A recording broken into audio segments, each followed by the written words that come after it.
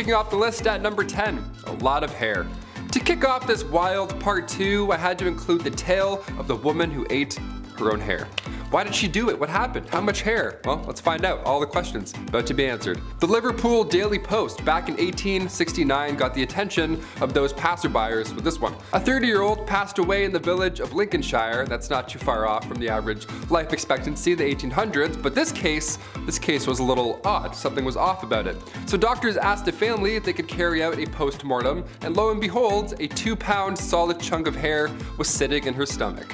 It caused ulcerations of the stomach and ultimately caused her death. What a horrible way to go out. The woman's sister didn't know that over the last dozen years or so, she had been casually eating her own hair. Just one piece every now and then. Ultimately, it added up. If you know anybody that's eating their own hair, pass this on. Send them this video. This sounds rather uncomfortable. Number 9, cat attack. If I have to pick, I would say I'm 100% a dog guy. Cats are cool, don't get me wrong, but this next story freaks me out a bit. Also, I had a cat once and I pulled its tail on it.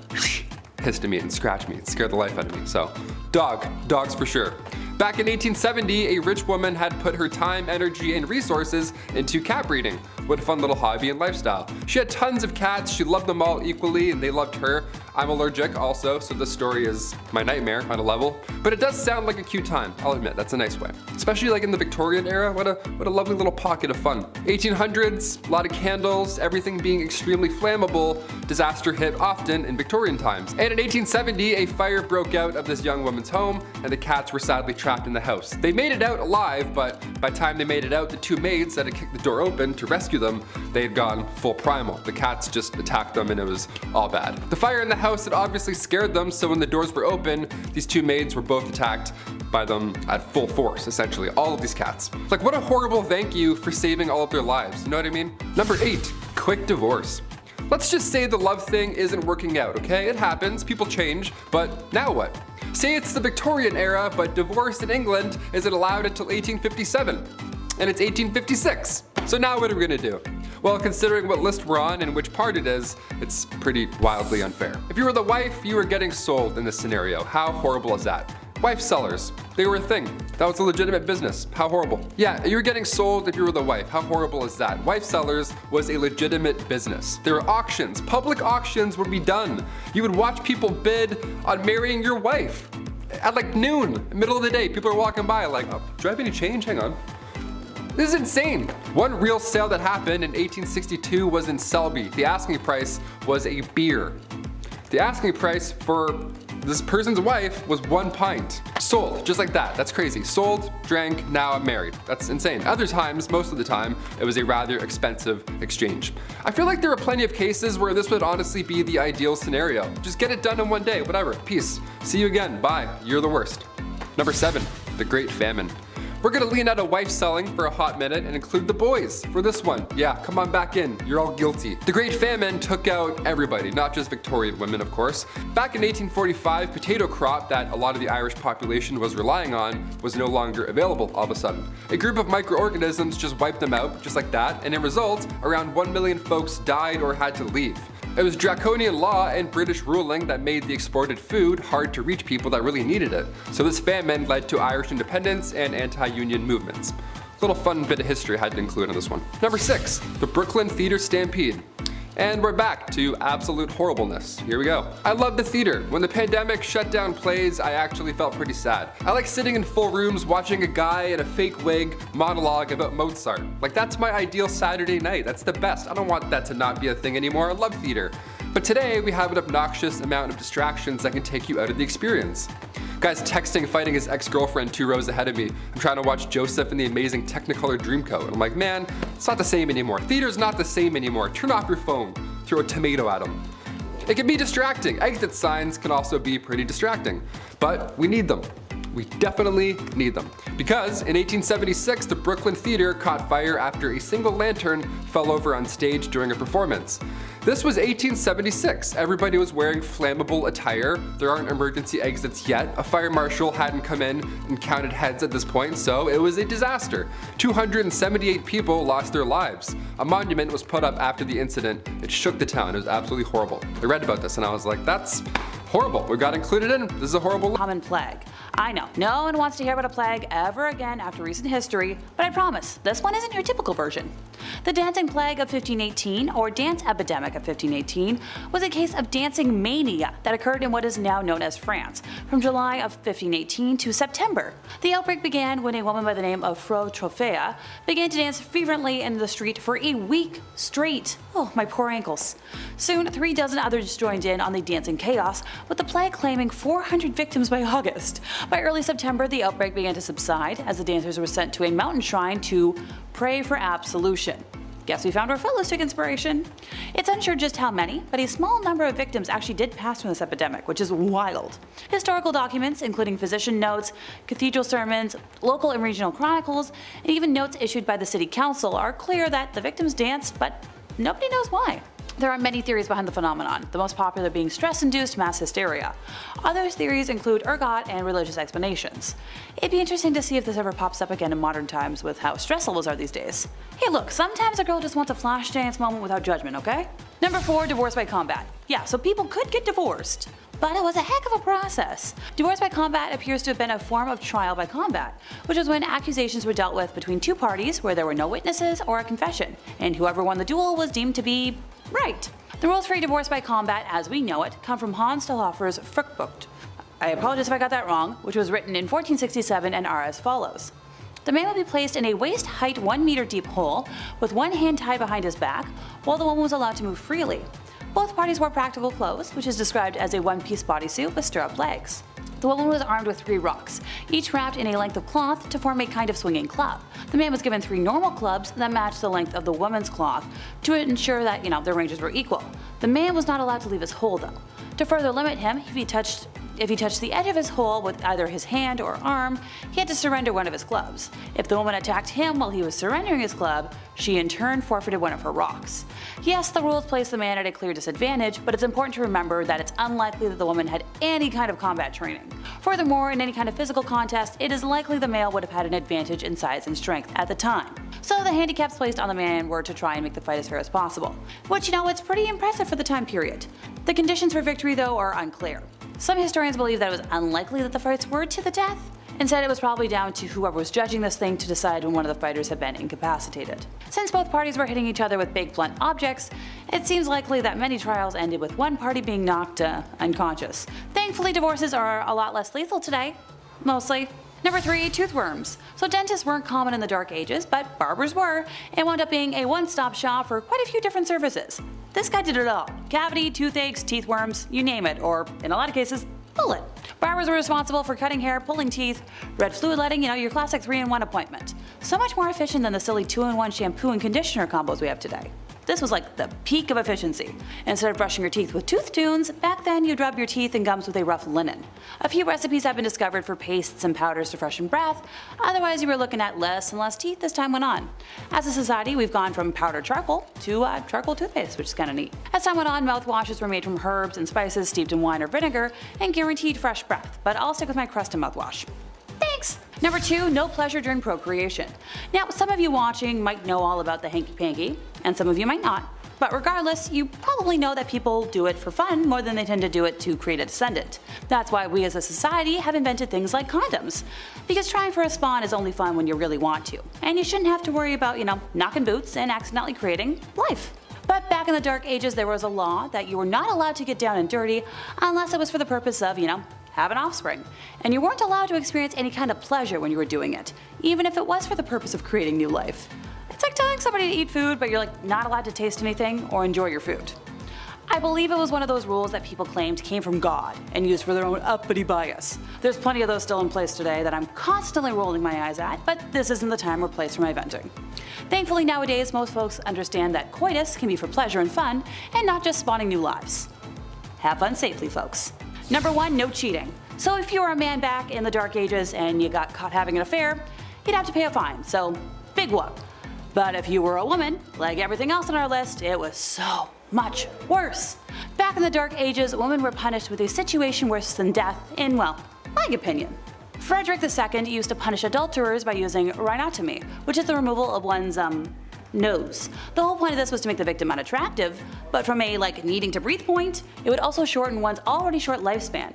Another fun body part removal option was losing an ear, and honestly I can't figure out which would be worse, so let me know what you think in the comments. First up, let's meet Pearl Hart. And let me start by saying that there's 3 Pearls on this list. Wild West was a big fan of that name, and Pearl was a big fan of the Wild West. She was born in Canada around 1870, and by 17 she was married to a gambler and on the train to the Americas, running from her terrible father and a life of disguising herself as a boy to commit thefts to scrape by. At 22, she attempted to divorce said husband to pursue further opportunities in the West. A total ride-or-die dandy, Pearl's husband upped his life to chase her down, and when he found her, Pearl was already living it up with cigarettes, liquor, and even morphine. He won her back, but only before being drafted. After her husband left to fight in the Spanish-American War, Pearl, who was using her old cross-dressing ruse to commit thefts and crimes alike, met a man named Joe Boot, who was a career criminal. They robbed stagecoaches for a while before she was caught and jailed. Hart is famous for saying, "I shall not consent to be tried under a law in which my sex had no voice in making." She was eventually released, jail having helped her find sobriety, new skills, a career, and how to read and write. But the rest of her life is kind of unknown. America was shocked and thrilled by the idea of a female outlaw, and Pearl earned endless infamy from the age of 19. Newspapers clamored for interviews with Hart, while Cosmopolitan, a new magazine at the time, was obsessed with her and often sent reporters to try and get quotes out of her. The Old West never saw another woman like her. And Pearl wasn't the only one taking advantage of male privilege. Meet Charlie Parkhurst. And from 1812 until their death in 1879, nobody knew Charlie was biologically a woman. There's no official documentation on what Charlie identified as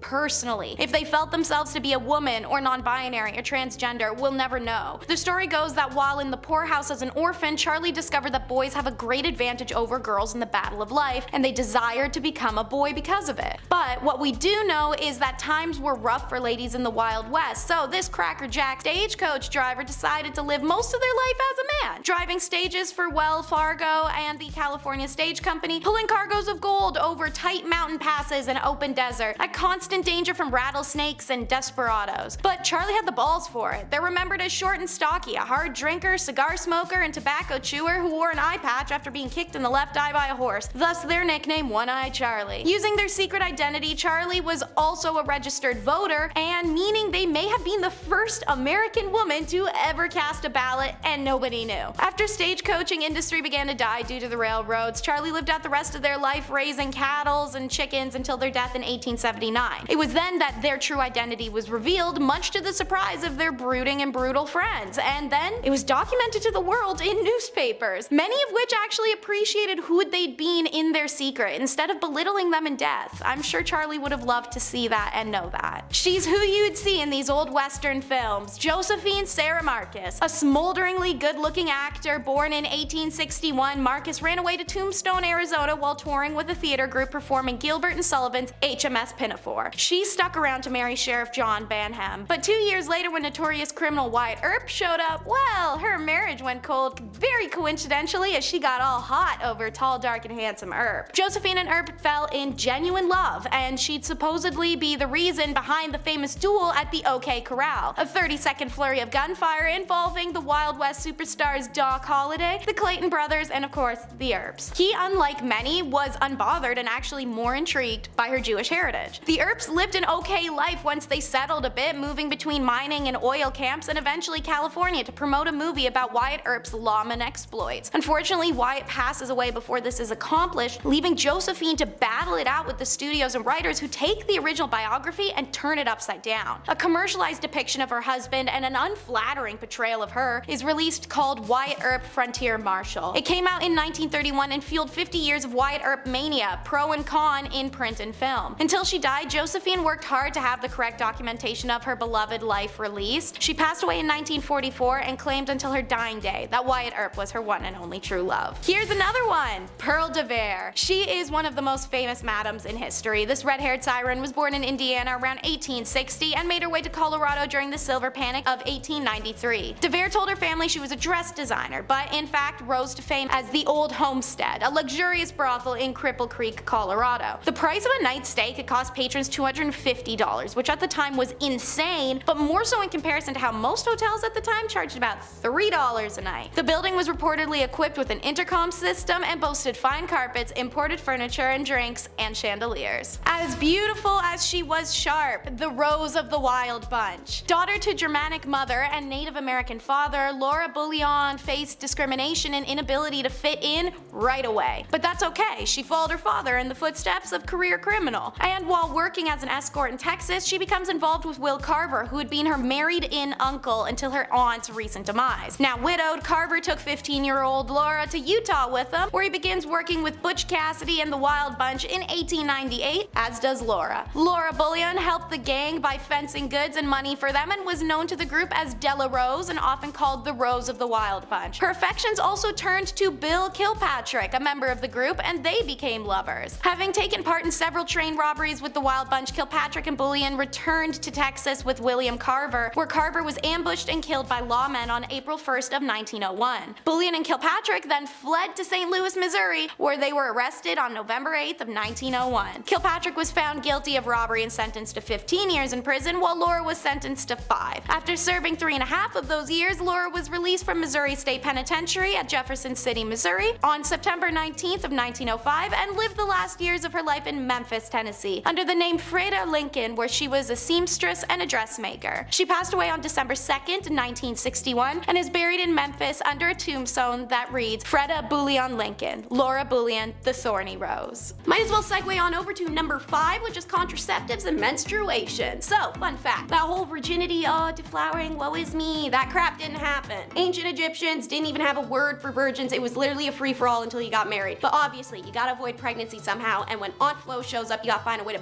slap her right back out the door. Women who were menstruating would have been considered impure and excused from activities that had the potential to contaminate other family members. What do I mean by contaminate? They're out here acting like a period is transmittable through air. I guess they thought her essence or sweat or something would ruin the vibes of their Mojo Dojo Casa house, because ladies were even banned from cooking. Certain sections of temples would also be off limits to women at this time, because we can't have them going and menstruating everywhere. Thus the tampon is born. Using a wooden splint with a softened form of papyrus, they created a bundle and popped her in. And please tell me you remember the Seinfeld episode about the sponge, a famous contraceptive method from the 70s and 80s that was so well loved by women that when they heard it was being discontinued, they bought out all the pharmacies. Elaine in the episode herself buys the last 6 cases. But like Elaine and the ladies of the groovier eras, the ancient Egyptians had a similar form of contraceptive. Honey, achia, and colocynth would be soaked in linen and then placed up in the lady parts, just like how a sponge was. Lactic acid, which is found in achia, is a confirmed man juice aside, work with me here people. And colocynth is actually still used today in regions of the Middle East for how effective it is as a contraceptive. Another was intentionally prolonging breastfeeding. Fun fact for my uterus wielding people out there, but lactation prevents pregnancy by inhibiting ovulation. On the flip side, it's number 4, how infertility sucks. In a society where intercourse outside of marriage wasn't shamed or dirty and virginity didn't even exist, it meant marriage actually really was about love, settling down, and children, considered essential for the continuation of the community. This important requisite resulted in the development of protective deities such as Bes and Thoris. There was also an attempt to understand and manage reproductive process, medical formula after formula, amulet after amulet, the spiritual petition after petition. They all attested to this concern. For example, experimental marriages existed to help men avoid marrying infertile women. This test period was a year, and the experiment ended when a woman became pregnant. Then they'd get married. No pregnancy, he could stay with her if he loved her, but it would be frowned upon, knowing that a virile man could have children and still stay with her. I mean, no real downside if he leaves the girl, because you'll inevitably find someone who doesn't want kids to sweep you off your feet. And the two of you can have a dual income household filled with cats, living the ancient Egyptian dream. So, a traditional and ancient method of healing and fertility has been a pilgrimage to a shrine, where the journey, as well as the offering of prayers, petitions, or in some cases following a prescribed ritual, ideally will bestow or heal a woman's fertility. Through divine intervention, if a woman could not cure this, it was believed she was broken, unlikely to wed, and potentially may have spited the gods and thus should be avoided. And if it's not fertility, then your issue may require number 3, which is reigniting passion. If a husband's enthusiasm for his wife had dwindled, or he found himself struck with the wandering eye, he would be heavily advised to seek medical help. You hear that? You guys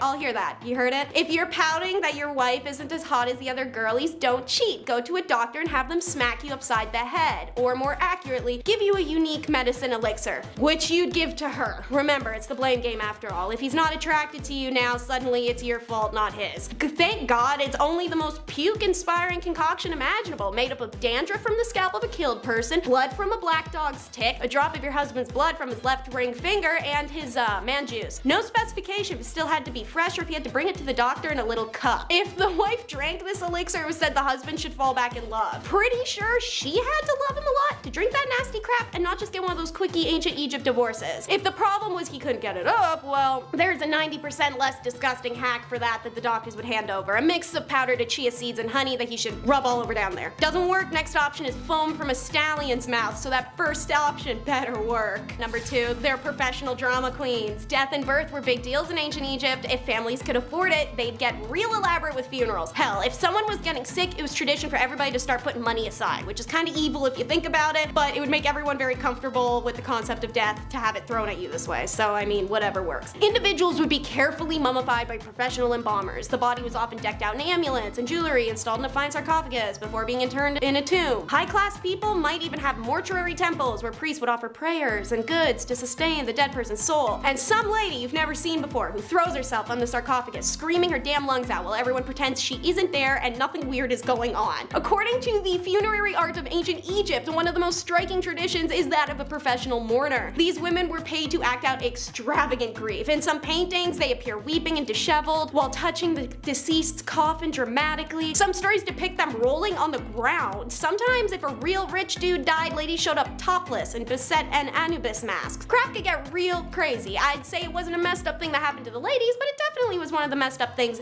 they did. Don't get it twisted though, I definitely want a professional mourner at my funeral. Last but not least, number 1 is buried alive. Life of a concubine. As mentioned, crap ain't glamorous physically, but it's at least mentally stimulating. You know what isn't? Being buried alive in a tomb and having to wait out your demise, or from starvation or hunger or a deadly snake bite, who knows? This was very real reality of the concubines and servants until the ancient Egyptians realized maybe it wasn't functional to dispose of an entirely highly trained staff of the previous emperor when they can dutifully serve the next one. So why did the early pharaohs do this? Flaunt some power, feel a god complex. The belief was that what belonged to the pharaoh on earth also belonged to him in the afterlife. This didn't include material possessions, but people too, like servants and his concubines. This belief enabled the pharaoh to enjoy the same lifestyle in the underworld as he did in the living world. It just meant burying some people alive. The earliest cases date from the late Egyptian prehistory in the reign of Nakata II, when Egyptologists discovered decapitated bodies found in several cemeteries. King Djet's tomb had 318 sacrifices with him, but altogether the estimates appear to be much higher, with a possible 580, 20% of which are women. Why did the practice of the retainer sacrifices stop after the first dynasty? There's no easy answer. As said, it's illogical to dispose of people that way, especially artisans and women that they needed. So they brought in the cute little Shapti dolls to take that role, and these ladies and servants alike got to continue breathing breaths of fresh air. Punishment number 10 is ash bath. Just saying medieval times doesn't actually mean much. Every empire and kingdom had its own respective medieval time at different times than one another. So, Persia spanned from the 6th century to the 15th century, during which time they concocted some truly heinous punishments for those who did wrong, or at least those who did wrong in the eyes of whatever crazy leader was in charge at the time. Setting the stage for long-suffering death everywhere, Persia introduced such styles as forcing people to drink molten gold, tearing people apart with trees, and drowning them in ash. This punishment was one of the worst deaths you could receive, reserved for the worst criminals and those guilty of high treason or offenses against the gods, and it was horrifying. It consisted of throwing a victim into a 75-foot tower filled with ashes. You'd break a couple of bones, but it was a soft landing. From outside the tower, large hand cranks were spun by a team of men, sending the ashes flying and disrupting the solid pile so that the victim was pushed deeper and deeper down the tower, suffocating on burnt ash until they drowned in it. If you've dipped your toes in the Bible, you may know there's quite a few people that got this sentence in there, such as a corrupt Jewish priest whose family isn't allowed to bury his remains, with a bunch of sassy snaps added. However, the concubines caught planning coups against their leader on several occasions met this fate too. Punishment number 9 is the evil field. So medieval Rome is characterized by the break with Constantinople and the formation of the Papal State, with technically ongoing until its collapse, which marks the beginning of Europe's medieval period. On the topic of being buried while still breathing, the Romans also enjoyed dumping people into holes alive in their medieval times. One famous example is the Vestal Virgins, the priestesses of the hearth goddess Vesta, who were sworn to chastity. chastity. However, should they break that chastity vow, they had a special acre of grass dedicated just to burying them alive. Like most deaths, Romans like to make a big show of it, and the Vestal breaking her virginity vow would naturally be the Sunday matinee. They had an entire little ritual. She'd be carried on a litter throughout the city in the nude until they reached the Campus Seculatus, aka the Evil Field. There, an underground chamber awaited in which she'd be lowered into and sealed inside alive. There was only one ever known instance in Roman history where a Vestal virgin wasn't slain for breaking her vows. That would be Julia Aquilia Severa, the wife, then ex-wife, then wife again, of Emperor Elagabalus. It's believed that Julia remained with him until they were killed in the year 222, but who's to say they put Julia in the ground after. Punishment number 8 is the finger cinch. China's medieval period was between the fall of the Han Dynasty in 220 CE and the fall of the Mongol Dynasty in 1368 CE. Famous in the Chinese feudal dynasty, this form of punishment was specifically made for the woman who did not obey her master's command. Master can be taken literally, should it be a concubine or a servant, but also figuratively like her parents or husband. The offenders have to put their fingers inside a specialized tool which look like interlocking combs. The device would then squeeze the fingertips, causing immense pain and loss of circulation. If the victim faints, ice water would be thrown on her as a wake-up call. The punishment would continue until the victim was deprived of all their strength. The device was prepared in every shape and size to crush the fingers of any female, so she may ultimately surrender to male prejudice. Punishment number 7 is the four witnesses. The Ottoman Empire was born very shortly, around 100 years at most, before the European medieval period started. As stated, it began when Rome broke from Constantinople, and thus it finished alongside the other European nations in the 16th century. How they punish adultery is akin to many cultures. Man cheats, no punishment. Woman cheats, world must be ending. The Ottoman criminal code did not distinguish between fornication and adultery. Zina was the word used for both, and both were unacceptable from a woman of any kind. And when caught in an alleged act of zina, in order to ensure the women were not wrongfully accused, the accusers required to produce 4 witnesses of good standing that actually observed the act of intercourse as it was happening. Imagine that. You walk in on your wife in bed with your best friend. So you have to run yelling into the streets for 4 people to come right now and see them while they're still hurriedly dressing, so you have some chance of getting her punished. However, even if you do manage to pull off 4 witnesses,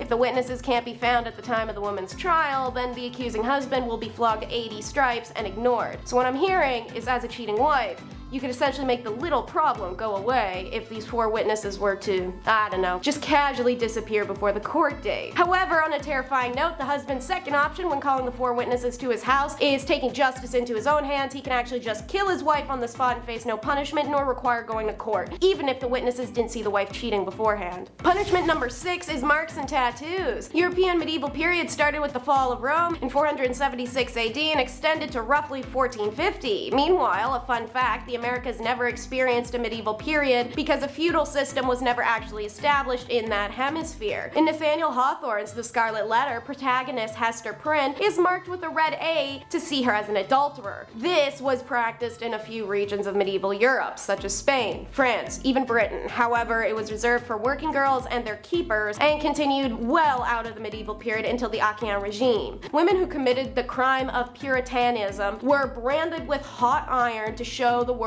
how frivolous they are.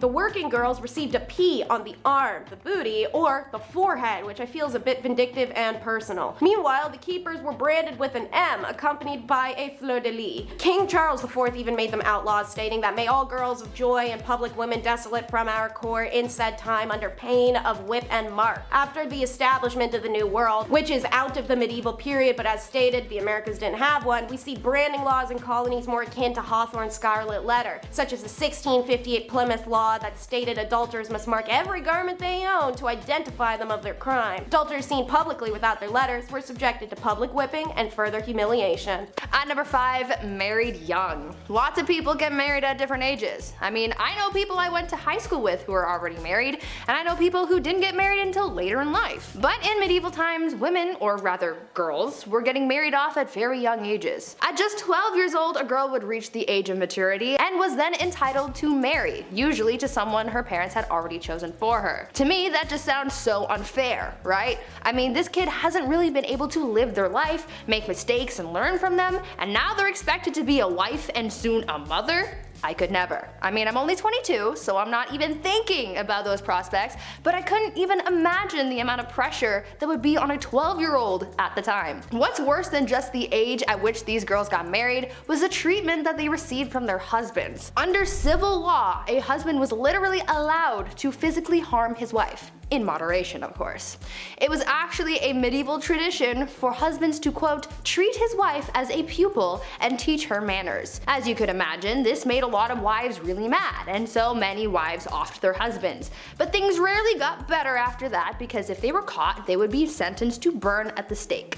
Note to self: don't get married in medieval times. Number 4, the walk of shame. We've all heard the term walk of shame at some point, but what does it really mean? And also, where did it originally come from? Well, it was originally referred to as a skimmington or rough music. And no, it doesn't mean they would blast Slipknot this whole time. This was done to wives who were bossy or overbearing. They would be forced to walk through the entire town barefoot. All those crooked, horrible stone roads, ankles just toast. It was horrible. They would also be scantily clad too, because why not? Because men are making the rules, that's why. And as you guessed it, crowds would be waiting outside, all prepared to bang pans and yell horrible things at her. I guess these dudes just never had jobs. I don't know, they were just always on standby, ready to yell at a lady walking by through town bare feet, all because she was deemed too bossy. Okay. If you're wondering who exactly is responsible for these public humiliations, the court. The official court. Judge Judy back in the day would be like, yes or no, did you raise your voice? Okay, case dismissed.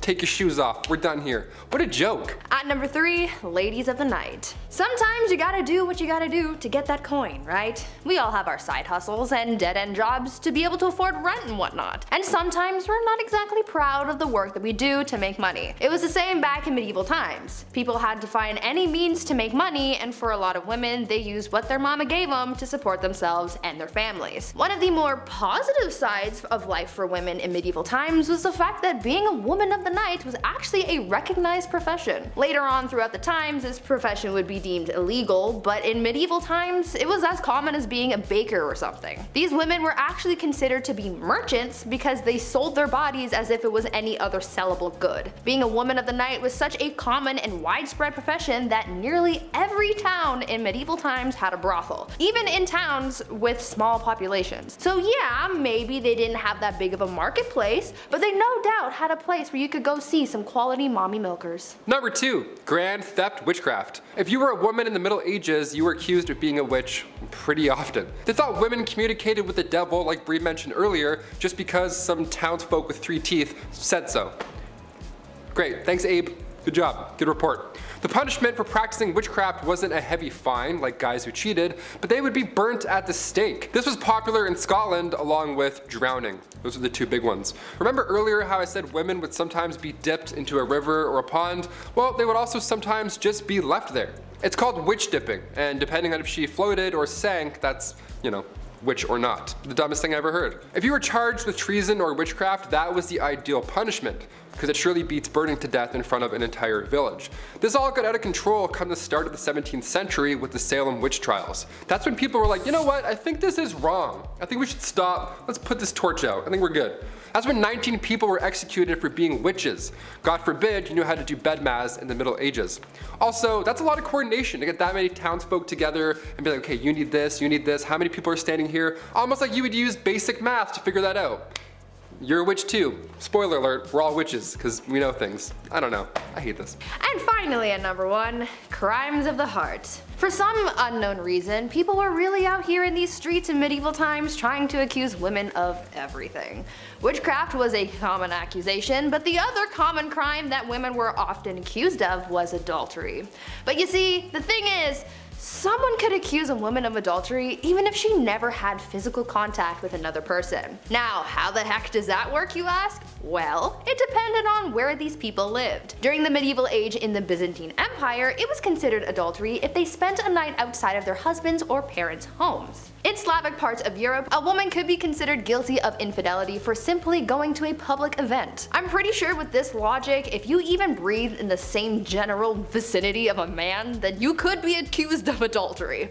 I mean, what the F is that up? The only bright side, I guess, is the fact that when it came down to punishments for adultery, men usually got the worst punishments in comparison to women. However, they would be accused of this crime way less often than women, so I guess in a way we still got the short end of the stick. Damn it. And Satan's ladies. Back in the Dark Ages, women were very much oppressed and incredibly misunderstood. Honestly, if one is to look at the percentage of women who were and weren't accused of witchcraft, and just how easy it was to, quote unquote, prove a woman was a witch, the data is very much skewed. Granted, I'm not about to jump into generalized witch hunt torment right this moment, so bear with me. So back in the Dark Ages, some folks thought that women were Satan's incarnate and ergo were predisposed to sin, and therefore, by that logic, they had to be witches. Trust me, I know the common sense was missing from that statement. There were 4 reasons why women were considered to be part of the devil's posse, if you will. For starters, it was believed that women were foolish and gullible, which is why they turned to magic. Yeah, that hurt my brain to say. Number 2, because women are insatiable when it comes to carnal pleasures, they seek out help from the devil to satiate their needs. I can think of better ways, but alright. Number 3, women talk a lot and allegedly speak lies because we talk too much. Great, I'm already classifying myself as a witch. Finally, women are weak, and the only way we can seek revenge is by using magic powers and spells. Pardon me, I can feel my brain leaking out of my ears. Sadly, that was the reality back then, because having a personality and independence meant, game over. Number 9, interrogation tactics. So what happens if you do get accused of being a witch, or, Satan's wifey? Time to go through the witch trials, which is a polite way of saying sentenced to torment until you either confessed or someone found proof by ways of a certain marking on your body. Let's talk about one of the most agonizing methods of torment, shall we? If you're, femme presenting and get arrested for something serious and the townspeople want information out of you, they drag you into a dungeon, strip you until you're in the nude, tie a rope around each one of your ankles and hoist you up so that you're upside down with your legs spread apart, and once again in your birthday suit, so probably shivering in the cold. Now here comes the most horrifying part of the whole thing. You know those saws that folks use to cut down trees? Specifically the really big ones that tend to take 2 folks to use? So one of those would be used to slice you in half from the rear to the head. Easily one of the most painful ways that you could go in my opinion. The wild thing about the saw is that it wasn't originally made for trees and then used on people. It's actually the other way around. Pardon me, I'll be shuddering for the rest of today. Number 8, that time of the month. Ant Flow, the Red Sea, Shark Week. Heck, the event has so many monikers, but those who experience it can agree that it's a pretty miserable period of time. Back in the day, folks didn't have the same kinds of resources that we have in today's age, so a lot of people really had to get creative. They would use rags or other linens to fashion, a pad, but underwear wasn't all that popular yet, so they had to find a way to keep things in, place. Some folks would fashion a makeshift medieval tampon of sorts where they would wrap cotton fabric around a twig, which sounds super uncomfortable if you ask me. Other folks would seek out bog moss because it was remarkably absorbent, and funny enough the name BLOOD moss became synonymous with it because of its use of treating wounds and in period products. If you didn't have access to those things, some folks would simply resort to wearing red the whole time so everything just sort of blended in. I love the lazy approach. Makes sense to me. Number 7, a ban on stripes. Might as well touch a little more on some Dark Age fashion rules. We've all met somebody in our lives who's way too concerned with what other people are wearing, but back in the Dark Ages, you actually risk the possibility of coming across some very real fashion police who are actually able to issue a fine should your fashion choices not be of the local dress code. I'm in trouble. Sometimes it wasn't even just a fine. Some serious fashion faux pas could actually lead to your imprisonment or even your death. Stripes were definitely a main culprit in these times, since striped clothing was seen as a garment of the devil. Okay, I'm good. If you need evidence, because I know that sounds wild. Specifically in 1310 in a French town, there was a local cobbler who was put to death because he'd been caught in striped clothing. Not only were members of the clergy not exempt from this rule, since they were pretty highly ranked at the time, but now there were animals. Poor zebras. They were referred to as the beasts of the devil. I'm so glad that's something that's faded with time. Number 6, quickie wedding. I'm sure we all know at least one couple that got married way too quickly in our opinion, but thankfully in today's modern age, it's relatively painless to end that, if things go bad. Heck, drive-through wedding chapels are a thing nowadays and have been for quite some time. Well, so marriage in the Dark Ages was quick and easy, but also kind of difficult to prove. If you and your loved one really wanted to get married, all you had to do was say, "We're married," and then, it's legal. Of course, this led to a whole pile of spur-of-the-moment type marriages, especially considering how schmex before marriage was widely condemned at the time. While I'm sure many people who are divorced would have preferred if their marriages were this easy, this led to people, of course, taking advantage of this difficult-to-prove thing. Women, in particular, were at risk of getting hitched to a man who might want to take you as his wife for the night, but then the following day after getting what he wants, he'd deny ever agreeing to the union y'all had. This is why many women tried to get at least one witness to the union, just in case. Nowadays I believe at least 2 witnesses are needed for the marriage certificate, but feel free to correct me if I'm wrong. List. Number 5, the hobble skirt. Yeah, so when people can't get out of burning theaters, it's stuff like this to blame. Just from this 1910 headline alone, I'm glad we don't have hobble skirts anymore. The June 12, 1910 headline reads, "The hobble skirt is the latest freak in women's fashions." The latest freak. Skirts that are so tight around the ankle that locomotion is seriously impeded and speed is impossible. Nice. I'll take 2, debit. Doesn't that sound like a bad time? Why would anyone want this? Sounds like you're gonna be late for everything. French designer Paul Poirier made these to free the bust, to free the, have a lot of room in here, whilst shackling the legs. So you in turn you can't move. Just what you need to move around uneven stone roads, I guess. Love the practicality on this one, Paul, thanks. Despite how ridiculous and unsafe the hobble skirt looks and acts, only the wealthy could afford such a thing. Shoot! Oh man, must be nice. I'll just be over here wearing jeans like an idiot. Middle and lower class women wore skirts with slits or buttons so they could, actually walk around. Yeah, what fools. Oh, sorry, you want a button? I don't speak broke, sweetie.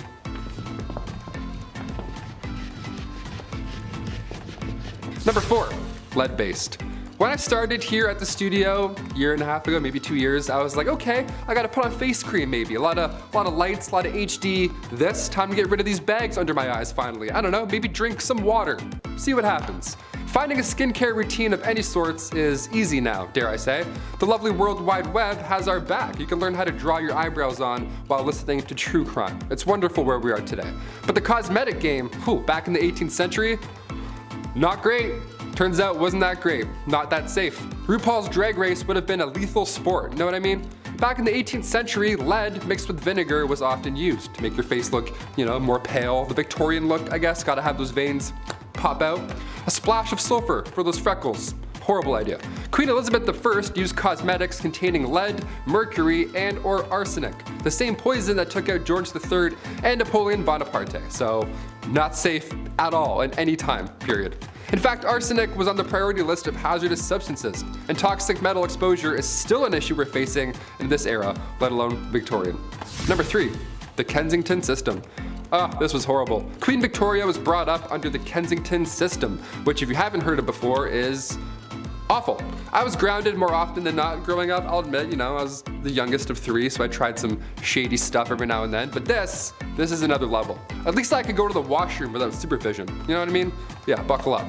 Victoria's mother, Duchess Victoria of Kent, she created this Kensington system to control her daughter. She literally isolated the child from friends, family members, anybody, everybody, you name it. Her mother would monitor her every action on top of this, including who she can see or speak to, if there were any of those people at some point. Victoria only had 2 playmates growing up her entire life. She had her half-sister, Princess Feodora of Leningen, and then the Duchess attendant, Sir John Conroy, his daughter, Victoria. I mean, I had like 4 friends growing up, maybe 5 and a half, but this is just cruel. This is just unfair. Especially with a royalty too, you'd think you can have more things. No, less. She shared a room with her mother until she was a queen. That entire time, she literally couldn't walk down the hallway alone. Victoria has reflected on her childhood, and yeah, in case you're wondering, she hates John Conroy. She referred to him as a demon incarnate, so she's got the words. Number 2, arsenic dresses. If looks could kill, literally. You've heard of arsenic and old lace at some point, but what exactly are we talking about? Back in 1861, a poet by the name of Henry Wadsworth Longfellow, real name, his wife, Fanny, also real name, her dress caught on fire and her burns were so bad that of course she sadly didn't survive.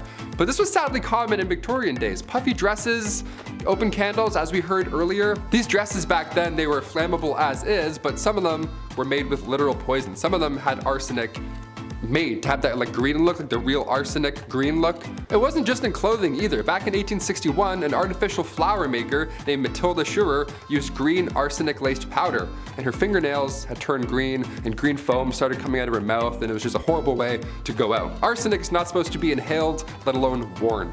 Although yeah, it did look nice for a hot minute. Not worth it. And finally, number 1, Queen Victoria's threats. Being the queen and all, and we're talking about the Victorian era, I figured we'd end with this one. Being the queen and all, a security team is always needed, and during her reign, there were multiple attempts to harm the young queen. The first attack was back in 1840. It was an 18-year-old man named Edward Oxford, and he fired towards the queen's carriage, but obviously and luckily missed. But when Edward was accused of high treason, he was actually found not guilty due to insanity. Then a couple years later, in 1842, it happened again. This time, 2 men fired at her. They were found guilty. In 1849, her carriage was attacked by William Hamilton. In 1850, as the carriage was passing the gates of Buckingham Palace, Robert Pate, a retired soldier, ran up and hit her with his cane. Victoria was okay, thankfully, but of course, she was shook. Then again in 1842, 1849, and 1872, attempt after attempt. But then things got a little worse. If you haven't heard of Boy Jones or anything that happened here, I saved it for last because it's extremely unsettling. A teenager stalked the queen back in 1838 until 1841. Edward Jones, aka Boy Jones. This guy somehow managed to break into Buckingham Palace more than once. It was some Assassin's Creed type stuff. He just knew some back way, he climbed some window or whatever. The guy just knew a route in, so he would break in and would more often than not just hide under the queen's sofa. He would sit on her throne sometimes, and one of the worst things ever, he would go through her drawers and go through her clothes and stuff. It was creepy. He would steal her clothes until eventually and thankfully he got caught. Of all the things you can do, of all the crimes you want to commit in the Victorian era, you're gonna go hide under a couch for 5 years?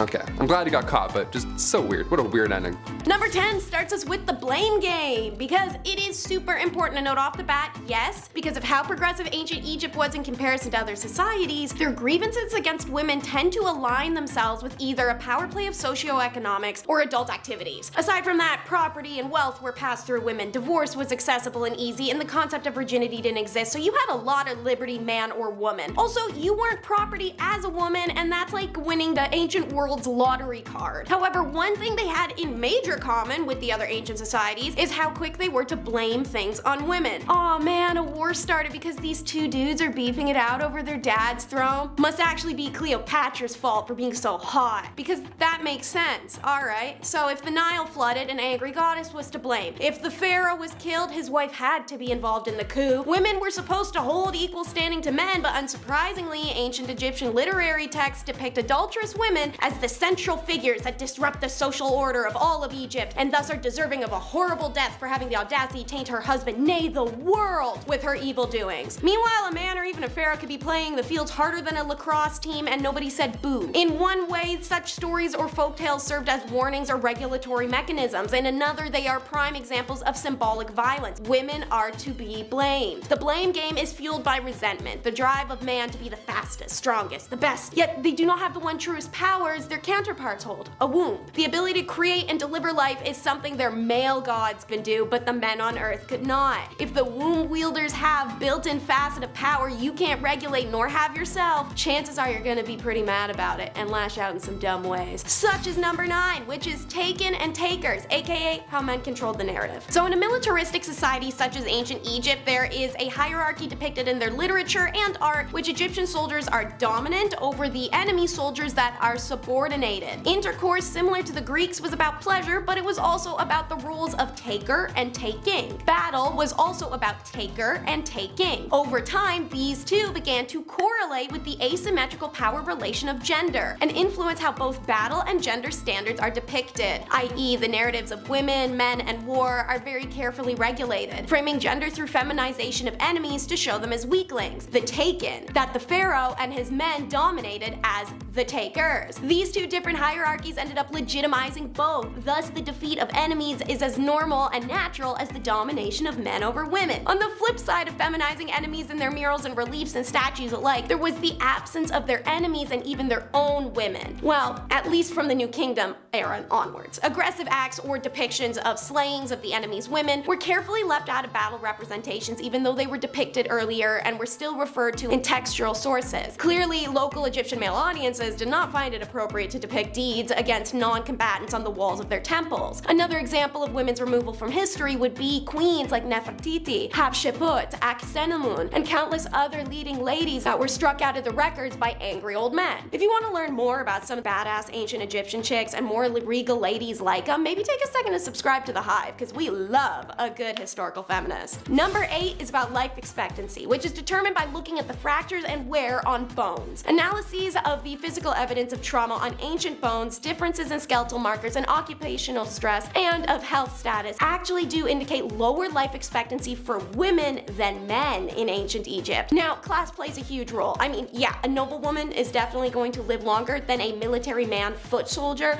but I'm more referring to how a woman who is physically harmed by her husband could just divorce him and walk away. But a noble woman in the same situation had to endure it due to political ties. For example, a study of 271 skeletons from the Old Kingdom cemeteries at Giza, the highest incident of bone fractures occurs in male workers at 43.75%, while bone fractures occurred in 20.73% of male high officials. Bone fractures occurred in 26.41% of female workers, but only 16.66% of the female elites. The life expectancy of women rounds down 30 years and 34 years for men. The most common killer of Egyptian women was the same as most of the ancient world: men, disease, and of course childbirth. Women often had numerous children, and these successive pregnancies could be fatal. Complications such as puerperal fever, hemorrhaging, or postpartum depression. And speaking of bones, number 7 is sticks, stones, and broken bones. A study in 2014 comparing the bones of ancient women with those of modern female athletes has shown the average prehistoric agricultural woman had stronger upper arms than the living Cambridge University female rowing champions, who are in their early 20s, train twice a day, and row an average of 120 kilometers a week. The Neolithic women analyzed in the study were from 7,400 years ago to 7,000 years ago, but had similar leg bone strength to modern rowers. Their arm strength though, y'all, these ladies were buff. Their bones were 11 to 16% thicker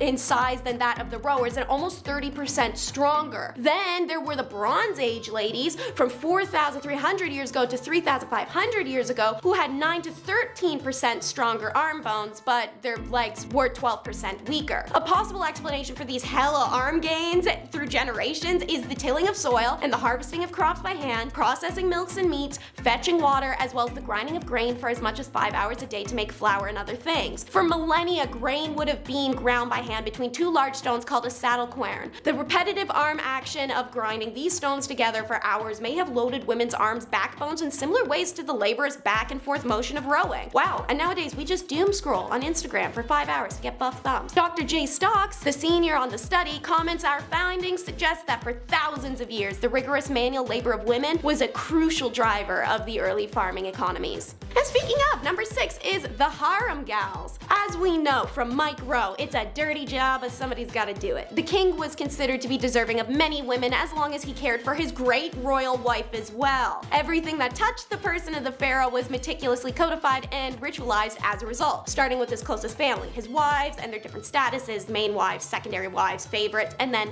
concubines. Being in a royal harem had its ups and its downs. You were property, which is boo, but you were well taken care of, which is yay. The royal harem was installed in part of the royal palace or royal palace complex. As in Thebes or Memphis, Amenhotep III kept his concubines in a palace at Maltaka, which is one of the most opulent in the history of Egypt. Alongside these fixed harems, there were also traveling harems with a crew, so that the pharaoh's companions could follow him more comfortably during his many trips. Moreover, it was an opportunity to siphon different cities that had the honor of hosting them. Smart. You bring a band of hot ladies wherever you go, and you make a buck off of any noble trying to experience the pleasures of a different land. However, unlike the wives and other women the pharaoh pursued, these were the only ladies unable to say no. Their role is to be a temptation, and as a result of being temptations of the harem, the pharaoh could boast an abundant amount of offspring, like Ramesses II, who had no less than 85 children. And unfortunate women, as said, could die from complications or rampantly transmitted diseases. Let's be real, can't tell me crabs wasn't an issue in like 6th century BCE. Next, Mary Mary Ellen Pleasant, the most powerful black woman in the Golden Rush era. Historians indicate that Pleasant was most likely born a slave but got her freedom at an early age. She worked on the Underground Railroad as a young adult, ushering enslaved people out of the South and into the northern states. Like many others seeking their fortunes during the gold rush, Pleasant and her husband moved to San Francisco. Here, she works as a cook and waitress and a professional eavesdropper. I know we're all taught not to be nosy, but Mary Ellen learned from the conversations of wealthy patrons, intentionally listening in for valuable information.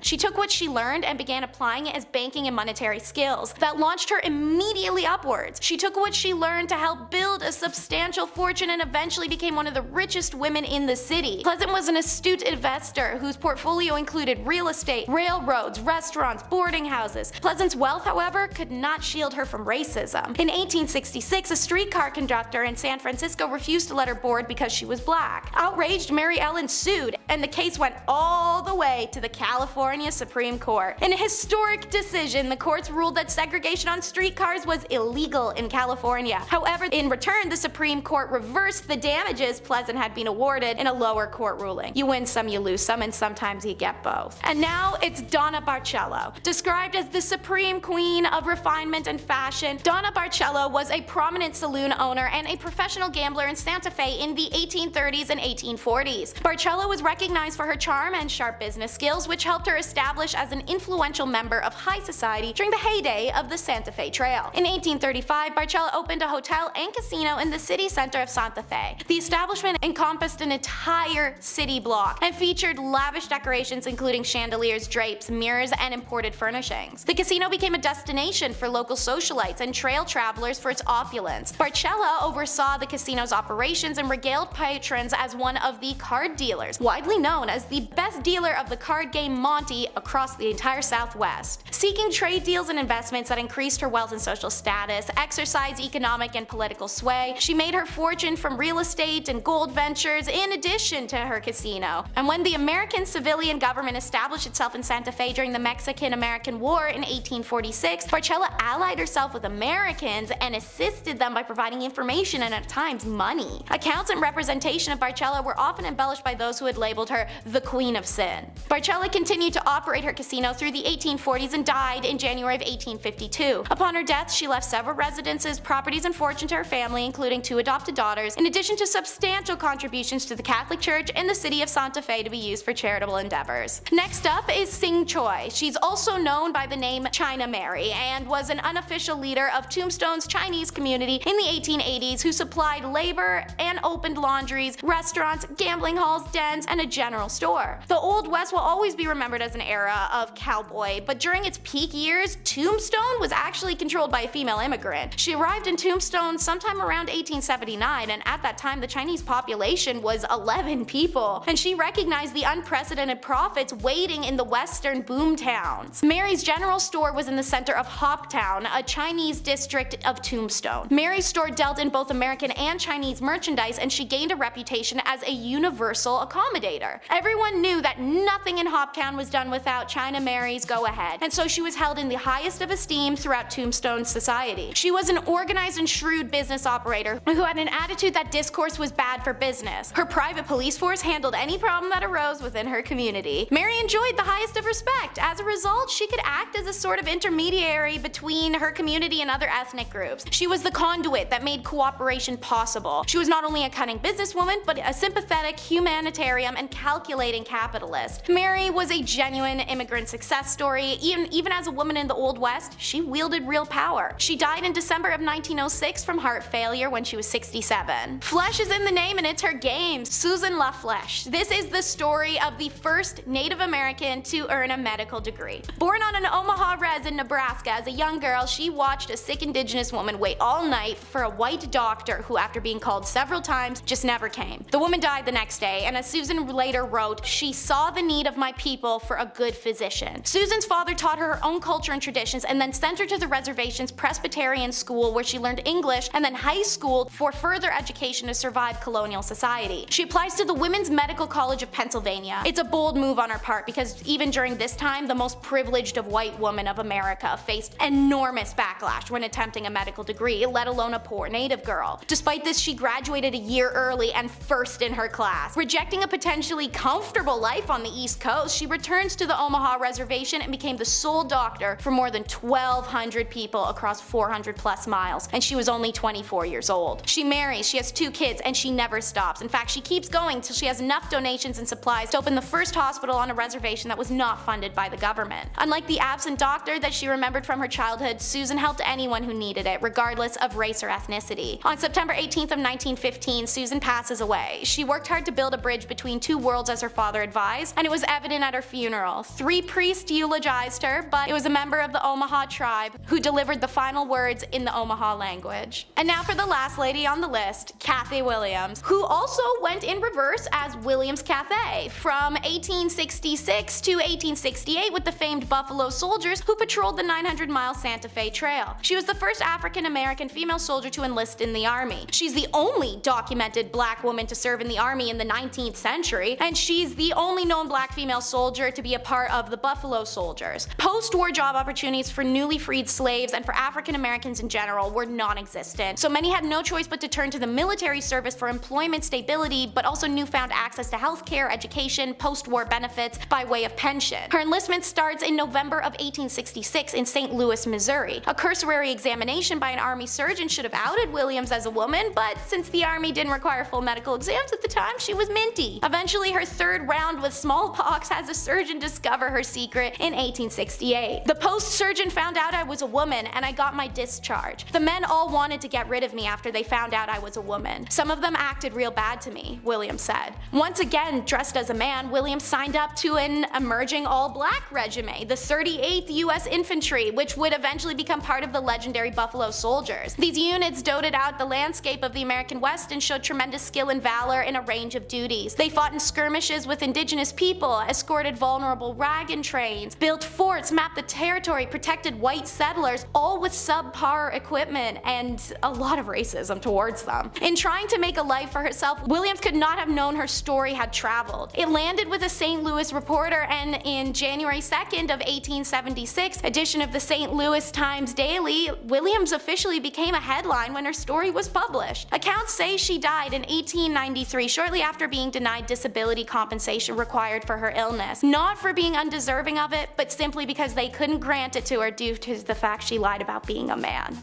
Kicking off the list at number 10, Together at Last. Remember when you were a kid and your mom would bump into their friend at the grocery store? That was the worst. While they caught up for what seemed like hours, you were bored out of your mind just staring at like bags of rice and cleaning detergent. That's when the Shrews Fiddle comes in. 2 women would be locked together, hands included, and face each other, all because they were too loud or they were arguing. These were used in the Middle Ages, most commonly in Germany and Austria, and the contraption would have 3 holes, one for each wrist and the 3rd for your neck. Now sometimes they would attach a bell to these Shrews Fiddles to alert the town that the victim was walking by, you know, in order to talk smack, maybe huck a tomato or 2. But the double fiddle, that was the worst. You weren't released until the argument had settled. Some families have an argument shirt where they put the 2 little siblings in and they can't take the shirt off until they get along. This is like a horrible medieval ages version of that. Much, much more uncomfortable. Not made of cotton. Or funny. Just bad. Just all bad. Number 9, Point Blank Period. Alright babes, let's try not to shudder, but let's talk about periods for a second.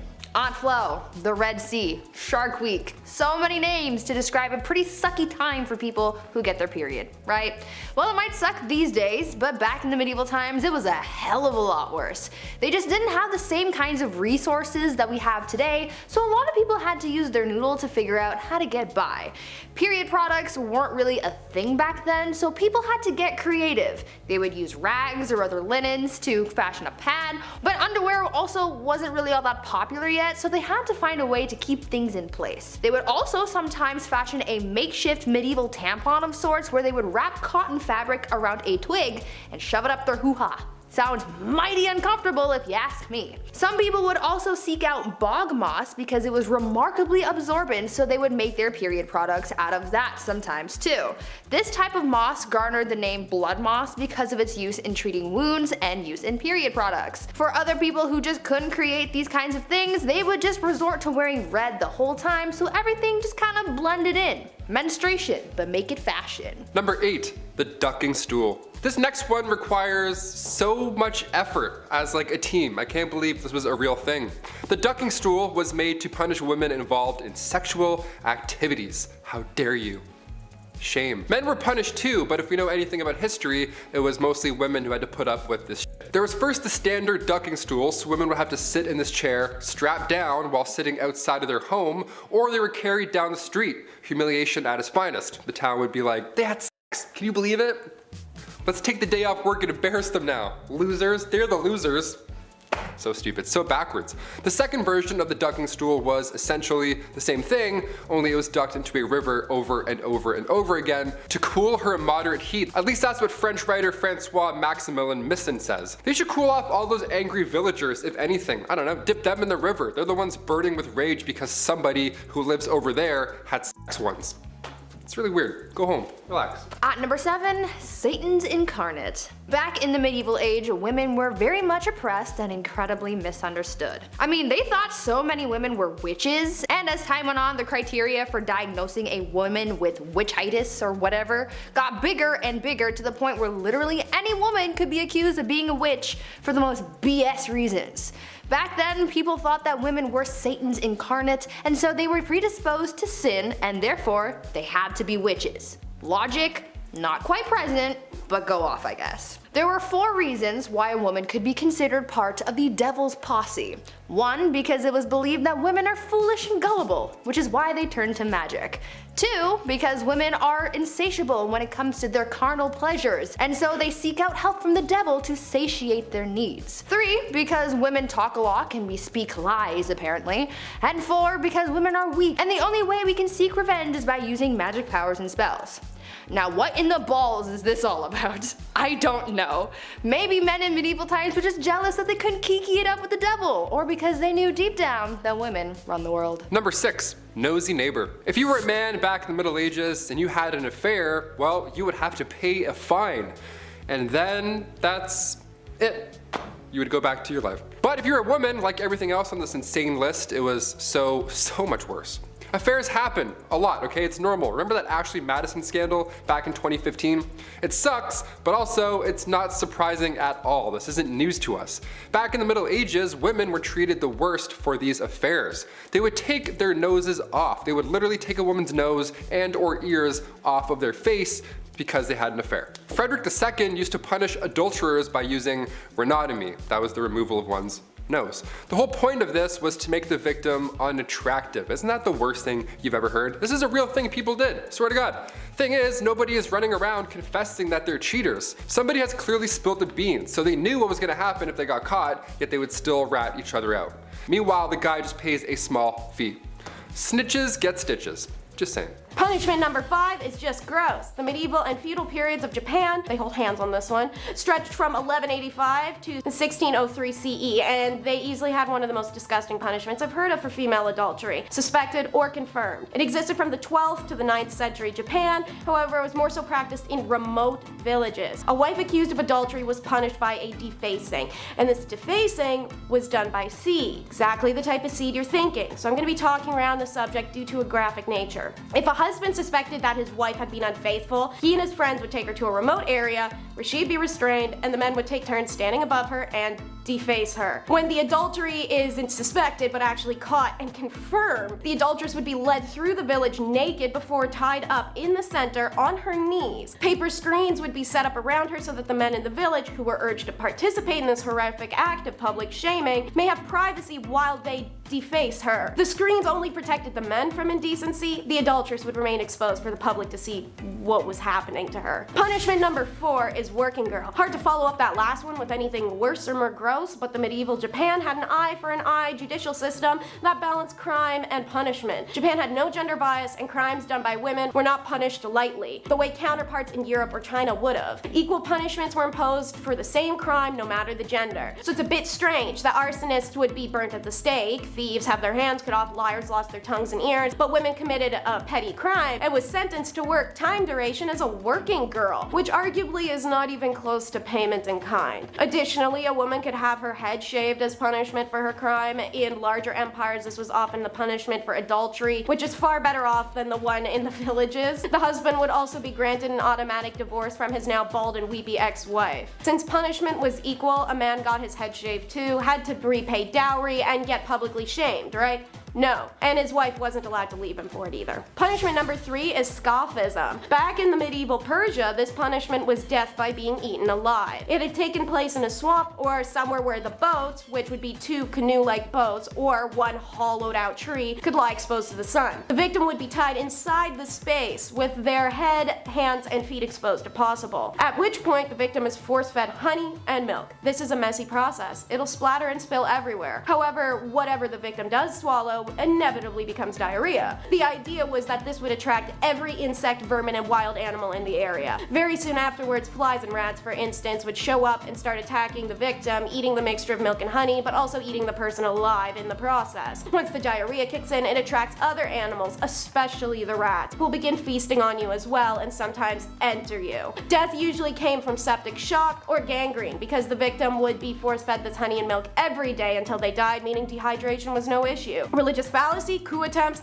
and adultery were all punished in this horrific manner, and many women suffered this end. Punishment number 2 is wooden horse. This device was used in Europe and Japan in the 14th to 18th centuries, making it predominant in medieval Europe. Initially, the horse was used on women accused of heresy and witchcraft. The Spanish particularly loved this crude device, and they invented it. Sometimes they even styled it to look like a horse. Its back was a triangular wedge women were forced to sit on as weights around their ankles dragged them and their rear and hoo-ha area down on the sharpened wedge. It was covered in part 1 of this video. In Japan, however, they added another particularly horrific element that was not meant to just cause some external tears and pelvic fractures the way the Europeans did, rather cause mass hemorrhaging and death. The concept is the same, wooden horse with a wedge that you'd be forced to straddle while your legs are pulled down. However, the Japanese added an appendage-like structure on the horse's back, which the woman was forced to sit on. The appendage was studded with iron nails and could be rotated via a hand crank from beneath. Naturally, this would cause almost immediate heavy bleeding and internal damage before the crank was even turned. Many would die miserably and quickly, whereas the ones who somehow survived often only did with paralysis. This form of punishment was served on basic offenses, such as adultery or unpleasing her husband. Punishment number 1 is the chest tax.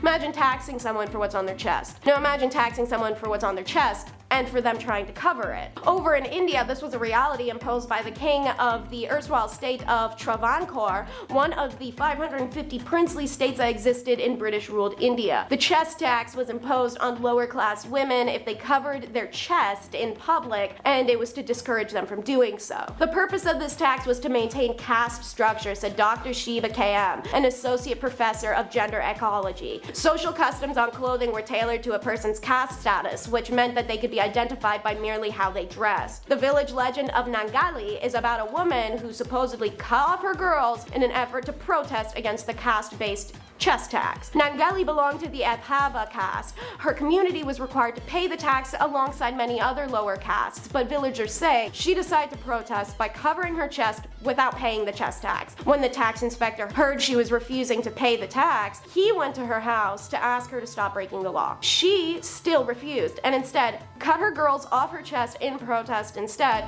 and presented them to the tax collector in a plantain leaf. According to the local villagers, Nangali died of excessive blood loss while her distraught husband took his life by jumping on her funeral pyre. Her act was selfless and a sacrifice that benefited all the women of Travancore and ultimately forced the king to roll back the chest tax. The chest tax caught wider attention in 2016 when BBC reported Divya Arya reported on a series of paintings by artist Murali T, a far distant relative on the legend of Nangali. He was so moved by the story and the absence of any visual documentation, he decided to paint a likeness of the act she brought upon herself. I did not want it to depict depict it as a bloody event. Instead, my aim was to glorify her act as an inspiration to humanity, a representation of what would command respect. Such as the first one to make me puke, number 10, denailing. It's one of those torment styles I feel needs no explanation. The name kind of says it all, but to include you in the horror, the definition of denailing is the forcible extraction of fingernails or toenails or both. And man, was it a favorite method of the medieval times. And a fun fact I learned, the term cutting it to the quick actually originates with this horrible punishment. The quick is the nickname for the fingernail skin, aka hypococceium. So when you're cutting it to the quick, you're digging up someone's fingernails. In its simplest form, denailing was done by first constraining the prisoner on whatever tabletop or chair, whatever you got ready to tie a person to. Then metal forceps or pliers, often heated over fire until red hot, grasp each nail at its edge and tear it from its nail or toe bed. Okay, Ma, this right here is why I am okay with the fact you never broke my nail biting habit. Unfortunately for me, the other variant of this would have still worked because in version 2, they wedged something under the nail first and then hit it inwards to separate the nail from its bed. This was a favored method of the medieval German witch hunters who would dip the wooden skewers in boiling sulfur before wedging them in, which would burn the incredibly sensitive flesh of the underside of the nail. When enough skewers have been driven home to ply each nail loose from the bed, only then is the nail torn from the root with a pair of pliers. Okay, one and done. Let's hit number 9, which is stocks. And just like the stock market, it's scary and confusing. The people involved are sitting on their ass. Sorry, the joke was there, I had to go for it. So, stock is both physical torment and public humiliation, the best of both types of medieval punishments. Okay, so you know that thing where they bend you over and they put your head and your wrists in it like this, as seen in the beautiful period piece Shrek? The stocks are similar, but for your feet. Difference is that a person is placed in the stocks sitting with their legs extended in front of them and their feet are locked into place. Sometimes their hands or their head might be chained for funsies too, but overall they're left lying on the ground, or if they're lucky, they have something under their butt. Stocks could be found in the most public places available, where a town crier would come out shaking that big ass bell and telling the bored masses they could contribute to punishing offenders against the standard of conduct of the time, aka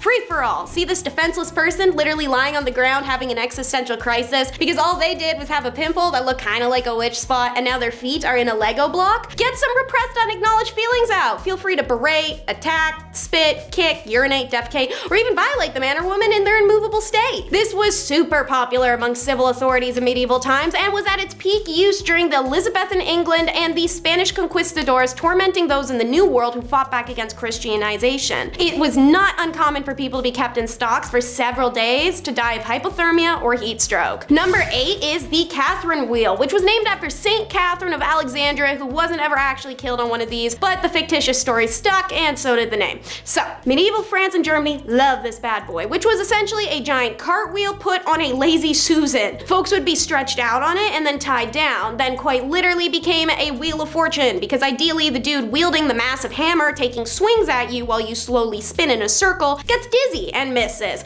More often than not though, folks ain't that lucky. This wheel would be spun nice and slow over the hours, and the hammer wielder would break different limbs as they circled past him. Once all the limbs were reduced to spiky bone fragment skin slabs, sorry, but the person was left on the wheel to die. It could take hours, even days, before shock and dehydration did its course. If your offense was less severe, or you could bribe someone, or you were at least well liked, the first blow would be to the neck in hopes of smoking you quickly, known as coup de grace, aka blows of mercy. Otherwise, they went from the feet up, baby, and the number of sequences of blows are specified in the court sentence. How, as a lady, did you earn the Catherine's wheel? Cheating, witchcraft, treason. Next up for number 7 is the piquette, the perfect device for your DIY executioner. All you need is a stake, a hole in the ground to stick it out of, some rope, and a little bit of friendship. It was usually used as a military punishment, however the piquette did make its rounds, even ending up in a famous illustration of a woman being subjected to it during the French Revolution. Alright, so what you need to pick up from your Hobby Lobby or your Michael's Craft Store is a stake. You're gonna stick one end of it in the ground and then the exposed end facing upwards. Make sure to grab a saw and sandpaper because you're gonna need that exposed end to be sharpened to a rounded point, not a pointy point. Now grab some rope and your malefactor, who is typically a soldier who had disobeyed order or a woman accused of witchcraft or sleeping around. You're gonna use that rope to suspend them from the tree by this region of the thumb, while the sole of their opposite bare foot was balanced on top of the stake. stake. The point of the stake was sharp enough to jab into the arch uncomfortably, but not enough to pierce your foot. Want to get the pressure off? You have to regulate all your body weight into the thumb that's suspending you. And yes, you may be thinking, wouldn't that tear your thumb from its socket? Absolutely, which is why you'd shift your weight back onto the painful foot.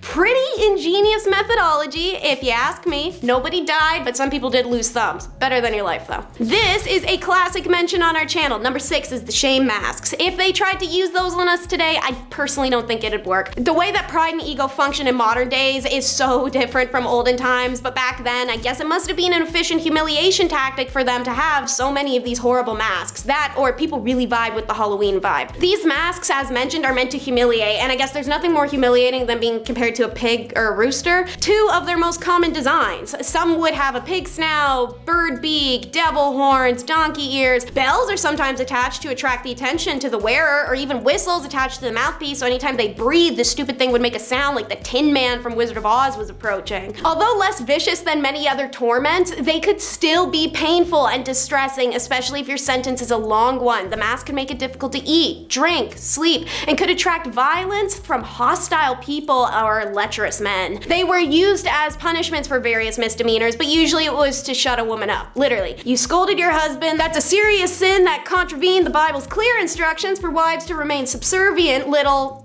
Well, I was gonna say Barbie dolls, but maybe after the movie, it's Kens. Number 5 is also used to shut wives and women up. It's the shrews, fiddle, and fife. But I could be wrong. It could be pronounced fife like the country, or fief like thief. Cannot tell for the life of me. Anyways, you've heard the boring shrew scold 100 times. I'm here to bring you a new exciting product if you want to publicly shame some women, but also simultaneously make it look like they're starting medieval times' most vibing jazz band. The shrews fiddle, or shame fiddle, was a wooden contraption shaped roughly like a fiddle, or a fife, or fief, or whatever it is, which is a type of flute that acted like a portable stalks for your fingers and your neck. The shame flute was specifically designed to punish those who made bad music. However, these shrews implements are titled after the ladies that were tossed in them constantly, people who spoke up to their husbands or argued with one another. The next 4 titles on this list, I'm not kidding, are all rippers of some kind. We're gonna start with number 4, the chest ripper. If I instinctually put my hands on my chest while we're talking, you will understand why in a second. This was a device made specifically and only for women to destroy a very specific aspect of femininity and thus remove what the medieval people perceived to be her desirability. And man, did these dudes have a weird ass fixation on doing stuff to breasts. Burned, brand, carved, or simply amputated. This is called sensual torture, but swap the N and the S for the letter X. It extends back to the time of ancient Rome and likely long before then too, but worst of all was a device coined in medieval England known as the breast ripper, a metal claw that pierced the flesh of the breast of the victim who was tied down and then pulled away forcibly, shredding it to pieces. It was used as both a method of punishment to mark breasts of unmarried mothers and women convinced of heresy, adultery, and hosts of other crimes, but also for interrogation, because nothing is gonna make someone confess to being a witch faster than a sociopath with a giant pair of tongs. Number 3 is a rear ripper. It's unlikely, but if there was anything worse than the breast ripper, it's probably the pair of anguish. Recognizable now from video games and movies and leather bedrooms with red latex accents, this pear-shaped device was one of the many horrific devices that made it to the modern world, but was reborn with better purposes. A few medical devices have taken a page out of its book, such as the dreaded thing they use at gynecology appointments, and some birthing and colonoscopy gear.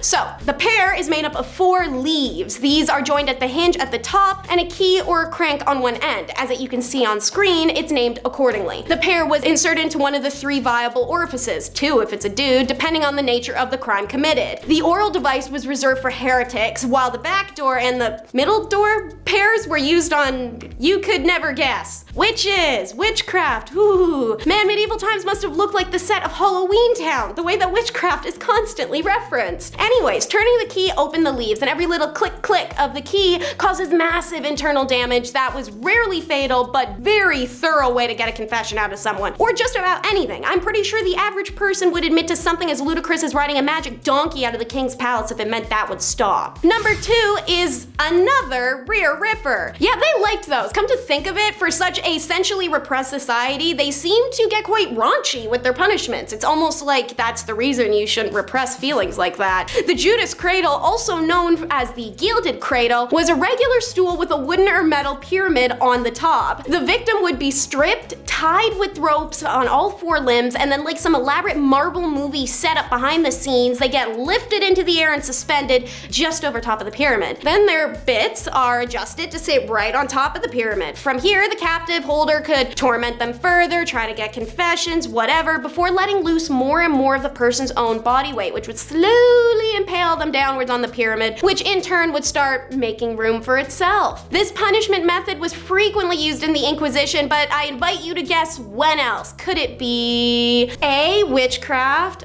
B, witchcraft, or C, witchcraft? If you guessed any of those three, you're right, because pretty much every medieval punishment for a woman was because she talked too much or made a soup that tasted too good, so the devil must have done it. Alright, last in our little ripping montage, number 1 is the rail rip, aka a wooden horse, also known as riding the rail. It's an effed device of which there are 2 variations. The first is like a balance beam from gymnastics but triangular, mounted on a sawhorse-like support. The victim is made to straddle the triangular horse and place their full body weight down on the hoo-ha area, which rested on the blunt point of the angle. Weights and additional restraints were added to keep the victim from falling off, but also to drag them down. Left for days, it can begin destroying your pelvis as well as dislocate all of the joints in your legs. A less immediately painful variation is a single plank of wood supported, again with the wooden legs or sometimes suspended from the ceiling, horizontal from the floor on its side with a thin edge and sharpened extremely. The victim is made to straddle the plank, which is adjusted to their height so that they have to stand on their tiptoes or let their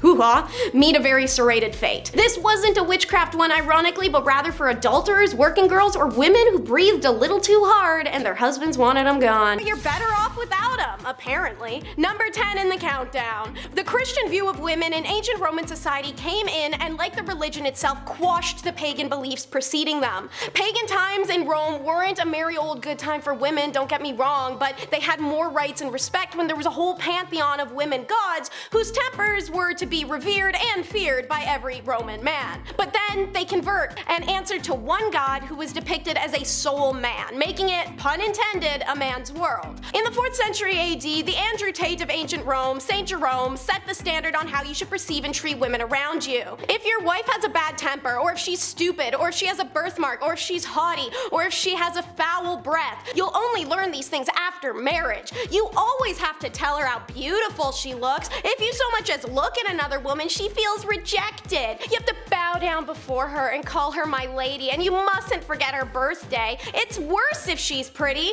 than if she's ugly, because then you have to constantly be on your guard. Honestly, try and tell me you can't picture some old Roman bald dude in a toga, like white beard, one of those stupid teak tables, wearing the oversized podcast headphones, saying that exact tirade while like Joe Rogan is sitting across from nodding like, yeah man, yeah, that's what's up. Hey dude, kinda makes sense that you're only gonna find out about her personality after you married her, when y'all don't even know each other when you get married and you bought her at a bride auction like she's a cow for your farm. So, according to Saint Jerome, it was better to be alone with God than in the company of a woman. Guess God is a woman because he was found in bed having an affair with a married one. Oopsies, hypocrite. Do you want to learn more about hypocrisy in the past? Because there's a ton of it. Subscribe to The Hive to see our regularly released history videos. Alrighty, that was a beautiful segue into number 9, the discussion of how women in ancient Rome could be worshipped but never equal. As stated, while Roman society may have been dominated by men, their original godly pantheon was anything but. They bowed to powerful women, begging for mercy or pleasure from their female goddesses. Part of the appeal of Christianity was bowing to a woman no longer. They finally became obsolete, powerless. But they were anything but powerless in the era of Roman paganism. Of the 3 supreme deities worshipped by ancient Romans, only one, Jupiter, the king of gods, was male. The other 2 were Juno, the chief goddess and protectress of the empire, and Minerva, Jupiter's daughter, the goddess of wisdom and war. The Vestal Virgins, aka priestesses of Vesta, were ranked among the city's most important residents, having been appointed to this role before puberty, remaining chaste for the next 30 years of their lives. These 6 virginal women held sacred duties like preserving the hearth fire, and Vesta's temple, as it was believed if the fire died, so would Rome. That's a pretty serious job. They also had the most important duties in the kingdom, such as safeguarding the wills of the wealthiest and most prominent Romans, such as Julius Caesar himself, because women were more trustworthy than men, but they weren't to be trusted.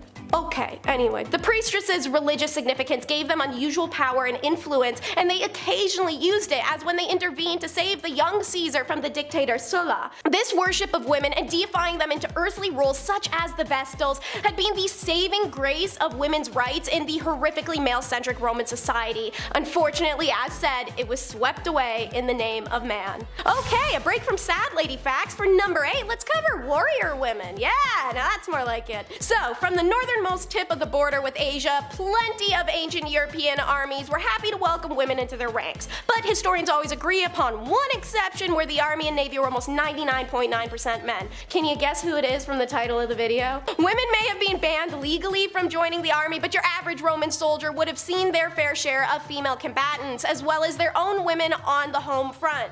Professor Valentine J. Belfiglio shared that Roman women were capable of close combat as well. Not only were they frequent competitors in gladiatorial shows, but they, like the women of the clans fighting against the invading Romans, were known to take up arms in warfare, albeit in a non-official, unsanctioned capacity. History tells of a few of these women, such as Cloelia, who in 506 BCE freed herself and 20 others from the Etruscan camp and swam them home through enemy spears. For her courage, the Romans erected a bronze equestrian statue with the heroine seated upon it. Belfiglio notes, on the highest point along the sacred way. When the Carthaginian general Hannibal was invading, women and men inhabitants fought valiantly, and they burned his siege engines together. Hannibal would later face and lose to the honored Busa, who aided Roman fugitives from his war regime. So, in summary, women may have been banned legally from joining the army, but your average Roman soldier would have battled against and sometimes besides women despite that. The name game! It's number 7 in the countdown. Women, like a lazy boy chair, an ice maker, or owning a cat, were possessions in ancient Rome.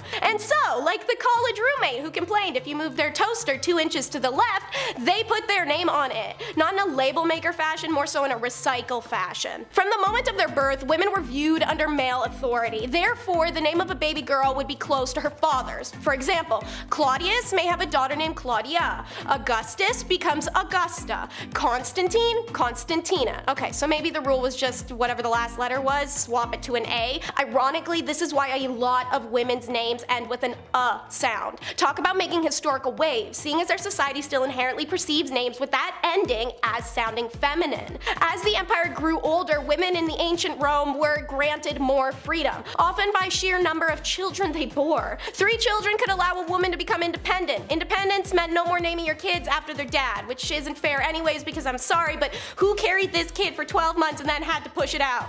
Thus, daughters started being named after goddesses, their mothers, their aunts, and plants. Anyways, number 6, once you were old enough for baby time, you were married off, and when that happened, you donned a stola. In my recent video, the top 10 messed up marriage traditions in ancient Rome, I explained the Roman marriage ceremony and also the garb worn.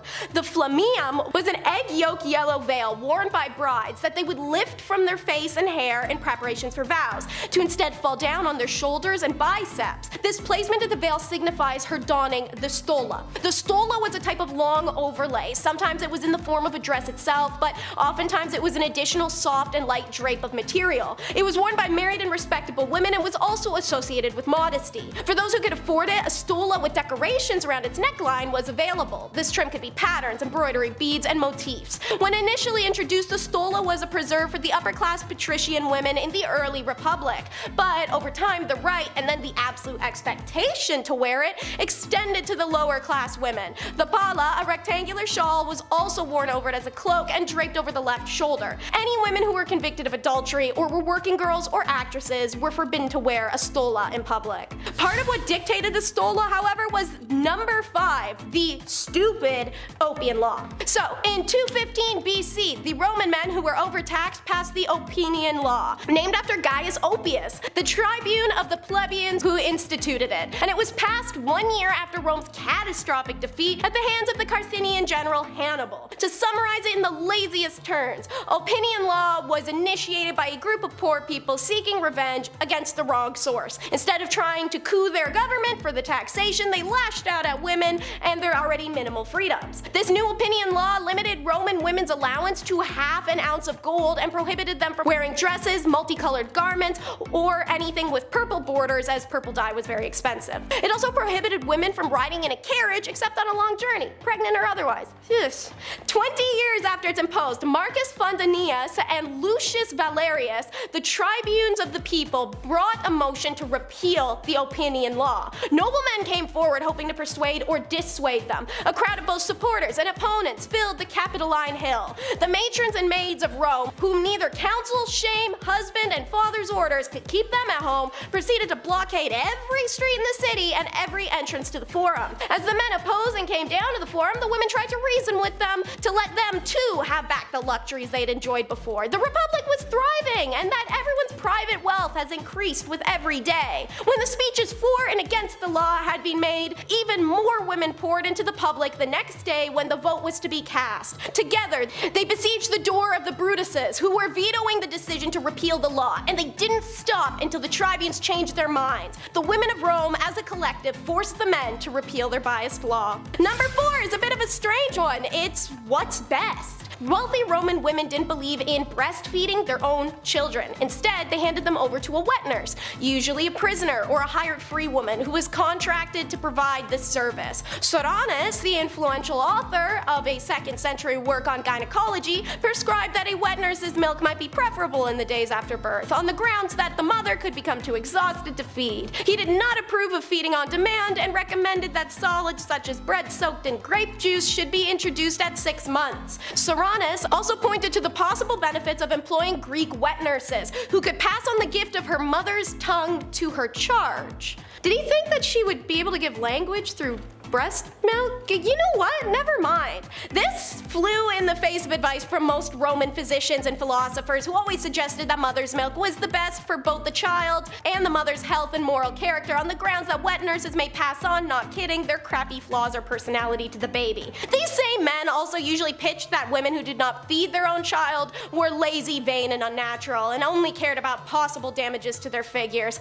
The hatred of women was very real. Alright, well, let's get away from the terrible medical beliefs of ancient men. Number 3 will be the OG hair extensions. Historical evidence from Pompeii suggests hairdressing shops, known as torresos, existed. It makes sense. Roman women did have certain hairstyles expected of them based off class or marital status. E.g., unmarried women put their hair up in woolen bands when going out and added a gauzy hair veil to boot. While single women were expected to have their hair up, it doesn't mean it couldn't be styled. They pepper in braids, twists, and curls. More noble or prestigious women could arrange their hair more elaborately in various styles such as long curls and waves. The curls would be made by dipping tongs in fire. Cool, right? But one specifically weird little tidbit is that brunette, ginger, and raven hair Roman women had a fixation with blonde hair. This interest was caused when Roman warriors brought back captured women from France and Germany and quickly became incorporated into the imagery of their gods and goddesses, who oftentimes had dark hair or the more heavenly and revered color of ginger before this point. The Roman ladies would dye their hair blonde with pastes and powders in order to copy the blonde hair of their working girls and captives,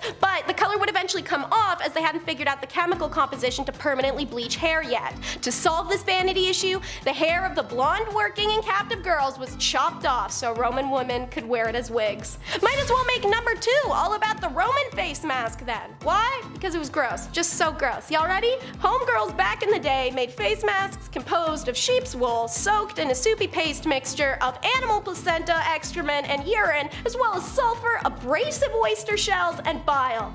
Whose bile? God, okay. And this is before you'd whiten your skin, another trend started by the arrival of the pale French and German captive girls. They did this with lead, dung, and whatever marl is. Want to reduce wrinkles? Get out of Canada, or anywhere under the crown, because the Roman women would kill swans, which is a crime under British rule, and use their fat. This was all part of Mundus Muliebris, which translated it means women's world, a reference to women's fineries in the ancient Roman world. This would include face and skin care, but also dresses, jewelry, hair care, all described in Latin literature by the famed Cicero, who noted it alongside Mundi Omatam, aka the ordered beauty of the world, and Kale Omatas, celestial adornment. See, there's some non-deprecating writing on Roman ladies. Good job making it over to the very low bar there, Cicero. Seneca, not so much. The depressing dude was quick to blasphemize makeup and say it led to the decline of Rome. And of course, for number 1, we will visit Sappho on Lesbos Island. The Greek poet Sappho, who lived from 630 to 570 BCE, lived on the island of Lesbos, just off the west coast of what is now Turkey, and composed poems that live on in infamy to this day, as she speaks very openly about her homoerotic attraction and even implied intercourse amongst women. These poems are mostly written from the perspective of herself as a character. But what did the Greeks and Romans think of this? How could these poems be so widely adored that they're remembered to this date? So, like I've mentioned, men wrote Roman history, so they weren't particularly interested in what women got up to when men weren't around. As a result, we know little about same-gender relations of women in Rome, but what we do know is telling. The Greeks and the Romans as a society, of course, recognize that some people are more interested in one gender over another, but the general consensus was not to assume this preference was a fixed aspect of a person's identity. Instead of thinking about gendered attraction in terms of genders a person was attracted to, the Greeks and Romans cared about the role a person took during the act of intercourse with an individual. For some Romans, a same-gender relationship between women was the most confusing thing imaginable, as well as a little bit disturbing. They had trouble comprehending the possibilities of the relationship, given that neither of those involved a man and could naturally take the male role. Layman's terms, these empires believed the act of intercourse was a free adult man proving his masculinity by dominating the territory of an inferior person. If there was no man involved, then there was no real intercourse happening. Therefore, women having relations, let alone extramarital affairs with one another, wasn't something men needed to worry about. Number 10. Girl Troubles. Maria Eleonora of Brandenburg was a kind and loving mother, so long as you were a boy. Unfortunately for the royal mom, she had a great difficulty giving birth to a male heir. So when her daughter Christina was born, Maria proclaimed that she was given a dark and ugly daughter with black eyes. Eleonora often called her a monster. Oh yeah, and she did try to kill her on several occasions. Nothing says mental stability like blaming your daughter for being a daughter, and not more like a son, because the male-dominated patriarchy that is royal society has no effect on this, right? Number 9. Eyes on Irene. Irene was born into nobility and worked her way up the royal hierarchy. So why is Irene on this list? That's because she's probably the worst mother ever. When her son Constantine grew into adulthood, he made efforts to sideline his mother and challenge her position as a ruler. Irene, feeling some angry mom energy, retaliated in probably the worst way. In 797, Irene organized the capture of her son, and when he tried to escape, ordered that his eyes be gouged out. Constantine would later die of his injuries. Listen, I've had my fair share of minutes clocked out in the timeout corner. You can ask any one of my teachers, they'll tell you. And maybe even a few times today I should be put in the timeout corner too. But holy shit, mom, eye gouging? I ain't that bad. Sheesh. Number 8. No cake for you. Marie Antoinette was the last queen of France, and for good reason. To make a long story short, she was part of the upper class nobility who benefited from the poor and overworked. When in a time of economic ruin, she still found a way to live a life of excess, while literally everyone else suffered. Spending all of France's money on completely ridiculous items, even by Lady Gaga standards, she jokingly became known as Madame Deficit. Eventually, she would be executed in the Revolution. The expression "let them eat cake" was most likely not said by her or by anyone, but regardless if it was, it's a statement to show the complete disconnect and ignorance the nobility had when understanding just how bad things were for the working class. They most likely didn't care either. People were starving and putting heads on pikes. Do you really think they had time for cake, your highness? Oh, to be as beautiful and ignorant as an 18th century queen. Number 7. Lover's touch. Some couples flourish, others fizzle out. Some keep their privacy and others like to make out in the hallways, right in front of everyone. Yeah, you know the ones. It's always by a classroom you have to walk by, or it's by your locker. Joanna of Castile leans more towards awkward locker makeouts. It's speculated that she may have had some form of mental illness. After her mother fell ill, she was reported not to be eating or sleeping, which doesn't sound that bad actually. She was also a very envious person who oftentimes expressed her distaste for her husband's mistresses, reportedly attacking one on occasion, which again, doesn't sound that bad. And when her husband died of illness, she kept very close to the man's body and traveled over 600 kilometers with it, where he was to be buried, where she would often open the casket and embrace the cadaver, and kiss him. Oh, okay, that's where the unholiness is, gotcha. I know medical knowledge wasn't great, but if your husband died of an illness, you couldn't seriously think that kissing him was a good idea. This is like the third royal I've come across that has a fixation on corpses. Sometimes you just gotta let the dead be dead, man. Number 6, who you gonna call? Queen Maria I of Portugal might have actually been insane. And no, not like come on down to my local car dealership, these prices are insane, more like the Joker on a magic white powder that shan't be named just in case. I don't want to make you too big angy. She was known for ranting and raving, screaming that she had been damned. Perhaps it was phantoms of the night demonizing the poor soul. In attempts to cure her madness, such advanced scientific treatments like bloodletting and enemas were tried in order to cure her. The enema kind of makes sense. Maybe she's a little blocked up, it happens, I don't know. There were other attempts to cure her of her madness, but nothing seemed to work. While her first years in power were good, no one was ready for what they got afterwards. Hi, yes, I'm calling from the royal court. We think the queen needs an exorcism. Yeah, we tried that. Yeah, we tried that too. Yes, and we did try the tried and true method of enema, yes. How soon can you get here? Oh, okay, perfect. Yep. Yes, I am available between the hours of 8 to 5. Number 5, A2 Brute. Agrippina of Rome was like many mothers, in the sense that she would do anything for her kids. I'm sure every mom at home watching would scheme and slaughter their way through Roman nobility in order for her son to become emperor, right? I mean, come on, it's for the family after all. She only did it a few times, and seized the wealth of nobles, which further solidified her powerful position. And her son, her beautiful baby boy Nero. How did the young lad return the favor of all this bloodthirst and treachery? Like mother, like son. Chose to fatally remove her of her power. What a nice family story right there. My mom usually just makes turkey with the stuffing, but maybe I can ask for the Roman throne this Christmas. Mom! Number 4, Revenge. Boudica was the wife of a man who had spent his time serving the Roman Empire. So when a deal was altered Darth Vader style by the Romans over what would happen to her husband's kingdom, she was pissed. Karen pissed. To be fair, she did have a point. They did unsavory and unholy things to her and her daughters. Plus, the Romans totally lied about not annexing their kingdom. Okay, so now it was time for some revenge. She gathered all the people she could and went on the attack. The Romans surprisingly did not fare that well. Boudica was having such good luck she decided to burn London down. Of course, no civilians were harmed in the process. I'm just kidding, a lot of people probably didn't do too well as humans can't live in fire. Sure, she was owed some revenge, but burning down a whole city? That's a lot. The Romans did eventually catch up, and she was forced to drink poison in order to avoid capture. She is remembered as somewhat of a hero to some. Number 3. Girl power. Tamar of Georgia was a woman who didn't take kindly to men questioning the rule of a woman, as you would wind up dead. She is noted for having a hand in the golden age of Georgia. Funny enough, she was made a saint, even though she vanquished all the Orthodox clergymen at the time for also questioning her rule. Her husband aided in conquering more land, but when he couldn't keep it in his pants, she banished him and remarried. You go, girl. You commit acts of unholiness and stand up for yourself. Number 2. Serial killer? Daria Saltkova was not necessarily a queen, but she was Russian nobility. She had strong connections with the royal court and other Russian nobility. She was also very unholy. Now, maybe you can blame it on her being widowed. Maybe she's just crazy. But her actions were sadistic. She's noted for having severely tormented her serfs and would straight up just kill them, with numbers reaching at least 138. At first, complaints about family members disappearing after working for her royal nightmare were ignored.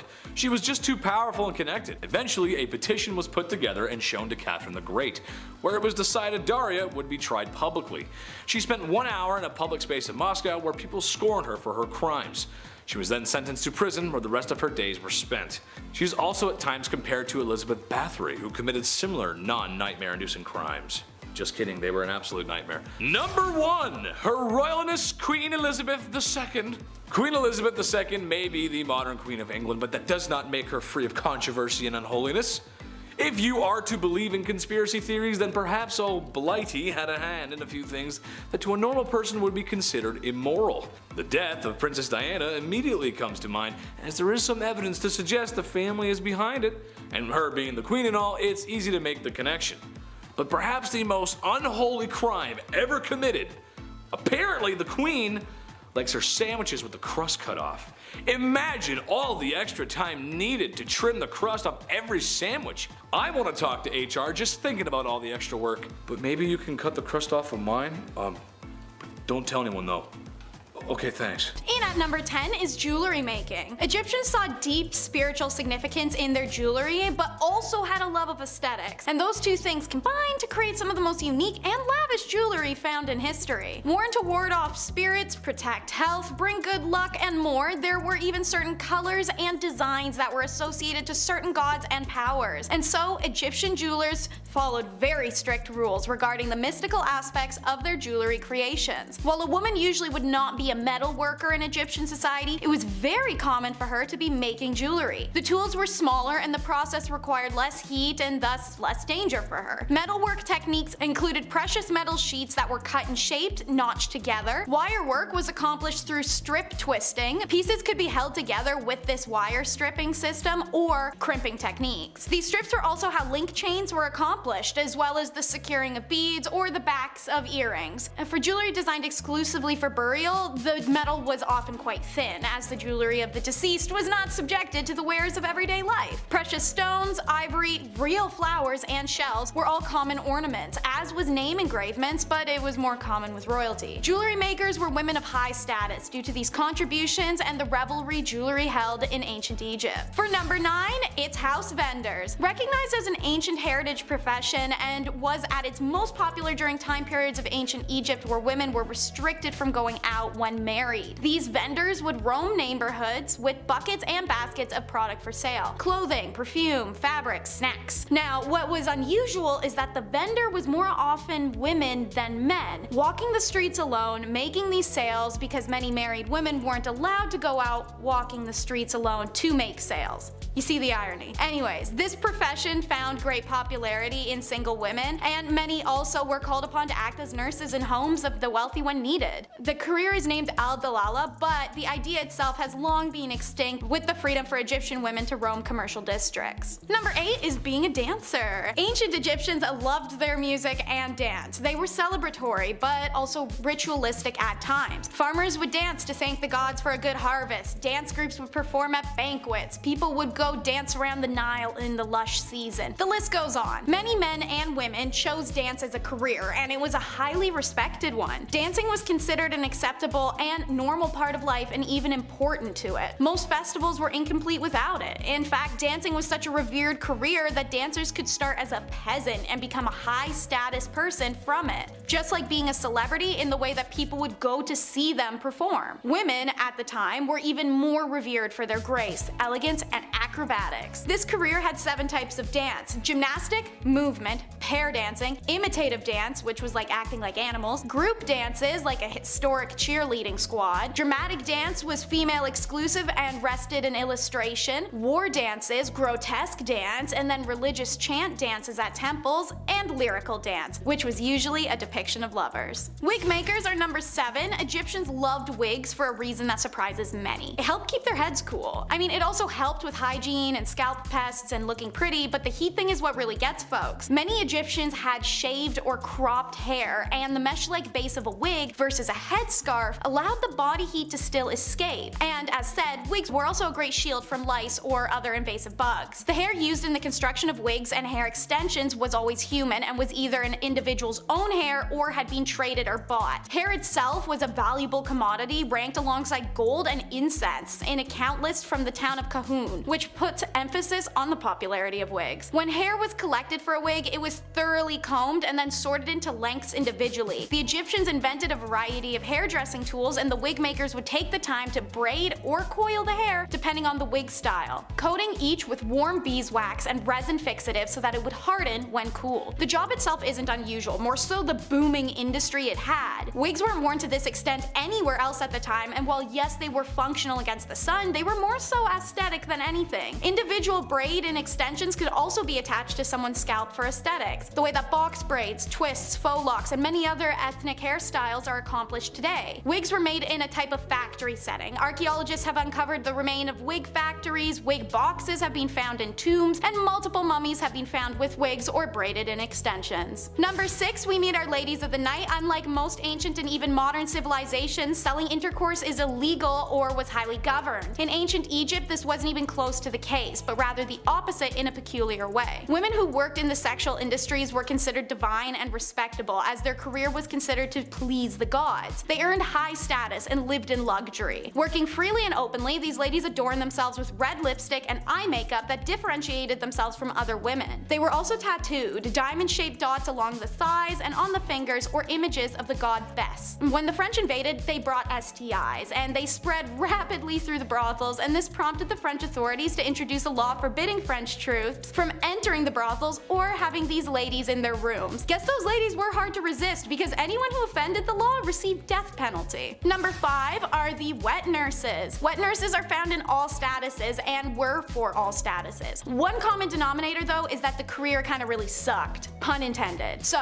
first, their social status was always determined by the status of who they were breastfeeding. Royal family, congrats on your special privileges, statues, private quarters, and your own tomb in the family pyramid. Also, her family would receive special perks as an extension of her. Now, royal families only wanted high status wet nurses, and while it's not clear how they were chosen, evidence suggests some kind of blood tie or faint familiar relation. Most wet nurses were from marginalized families in lower socioeconomic statuses and worked under conditions and pre-definitive wages. Wet nurse requirements for any status were intense. She'd have to have given birth at least twice, have a large but healthy body due to the belief that large bodies were more nourishing. Despite that, her breasts should be medium. Too small, not enough food. Too big, the baby's spoiled. In addition to all of these prerequisites, the wet nurse should be sweet-tempered, affectionate, and responsive to her charge. She should also abstain from intercourse because it could reduce her affection towards a child, and they also said no alcohol. A good call, knowing what we know now. Wet nurses were women exploited for the products of their bodies. As slaves, they were coerced for their milk. As lower social status women, they were employed for their bodies to enhance their inadequate domestic status. Even her own household suffered physically and monetarily if a wet nurse defaulted or failed a contract. On the same page, surrogates are number 4. This is a widespread practice in Egypt. The first story of surrogacy found in Genesis 16 of the Bible was the story of infertile Sarah having Egyptian Hagar carry her child for her and her husband Abraham. Even Egyptian pharaohs had used concubines to produce heirs. They often married their sisters or aunts, and children born of these marriages were most of the time not in great or functional health and wouldn't survive. Any child born of a concubine for a pharaoh was accepted as his lawful offspring. Now, they were quite limited in their rights, and they could only inherit the throne in case of the absence of another more entitled heir. Surrogates experienced similar contracts and status leveling as wet nurses. They were desired to be mothers already, have a bigger, healthier body, and naturally beauty was a desired element as well. Women of low status who made a career of surrogacy often died in childbirth or from hemorrhages due to the repetitive birthing process, but for some, it was the only career they could have. Priestess is number 3, and so while it was a male-dominated field, many women were employed as a priestess or a high priestess at the temples around Egypt. Mostly from upper status, many were married to the priests, which they owed their position in society. Despite this, they played roles in the temple rituals, such as servicing goddesses Hathor, Neith, and Pakhet, or working as dancers, musicians, singers, and acrobats in the temple. The most important priestess was known as the god's wife Amun. This woman was usually the daughter of the pharaoh or sometimes his wife. She usually held a very high position in court and performed important rituals to honor the god Amun. The priestess was in charge of managing the gods' affairs, attending to ritual dances and performances, shaking their rattles and rattling their necklaces, which were long and heavily beaded objects. By the beginning of the New Kingdom in 1550, the title Chantress of Amun was used, and it was usually the wives of the priests who gained these elevated positions as well. The concept of a woman as a priest was unheard of in many kingdoms. A high priestess and the reverence and traditions of female gods being led by women were unusual to outsiders of Egypt, who oftentimes restricted most priestly activities to just men. Number 2 is professional mourners. Okay, so here's a weird one. Professional or paid mourning is an occupation not only found in Egypt, but in China, the Mediterranean, and Eastern Europe. This practice is literally paying a stranger to attend a funeral to lament, deliver a eulogy, help comfort the family, entertain, or lay on the ground wailing. There's some range here, depends on what kind of funeral you want to have. These paid mourners made ostentatious displays, messy hair and smudged makeup, wailing, pounding on the ground or their chests, throwing themselves about as they smeared dirt and sand all over their body while they screamed. It's a full spectacle. Now, another depiction of the paid mourners in Egypt is a little more chill. Two women impersonating the goddesses Isis and Nephthys. They were believed to play a special role in someone's death. Most inscriptions of a funeral where they are present as paid mourners, they are on each side of the corpse and their bodies are fully shaved. These women also had to be childless and have a tattoo of either Isis or Nephthys' name on their shoulder. Most evidence of professional mourning is seen in pyramids and tomb inscriptions, such as women holding their bodies dramatically in sorrow, braced over a casket with tears flowing. If you were a theater kid, this was definitely the type of job for you. And number 1, it's the female physician. Egypt is a difficult one with historians. There's been a lot of largely ignored discoveries due to the opinions of those who found them. The evidence of women in ancient Egyptian medical fields is part of that because, as it turns out, their physicians were actually primarily women. Evidence shows women in the medical profession going back into early dynastic period Egypt when Merit Ptah was the royal court's chief physician in 2700 BCE. She was the first female doctor known in world history, but there is another unnamed female physician who is listed to be the head of the Temple Neith Medical School in 3000 BCE, so maybe not. But either way, the first female doctor was in ancient Egypt. Women were highly respected throughout Egypt's history, and many of their goddesses represented facets of health. Neith has been associated with the invention of birth, and Hathor represents fertility. 4 deities associated with healing are Heka, Sekhmet,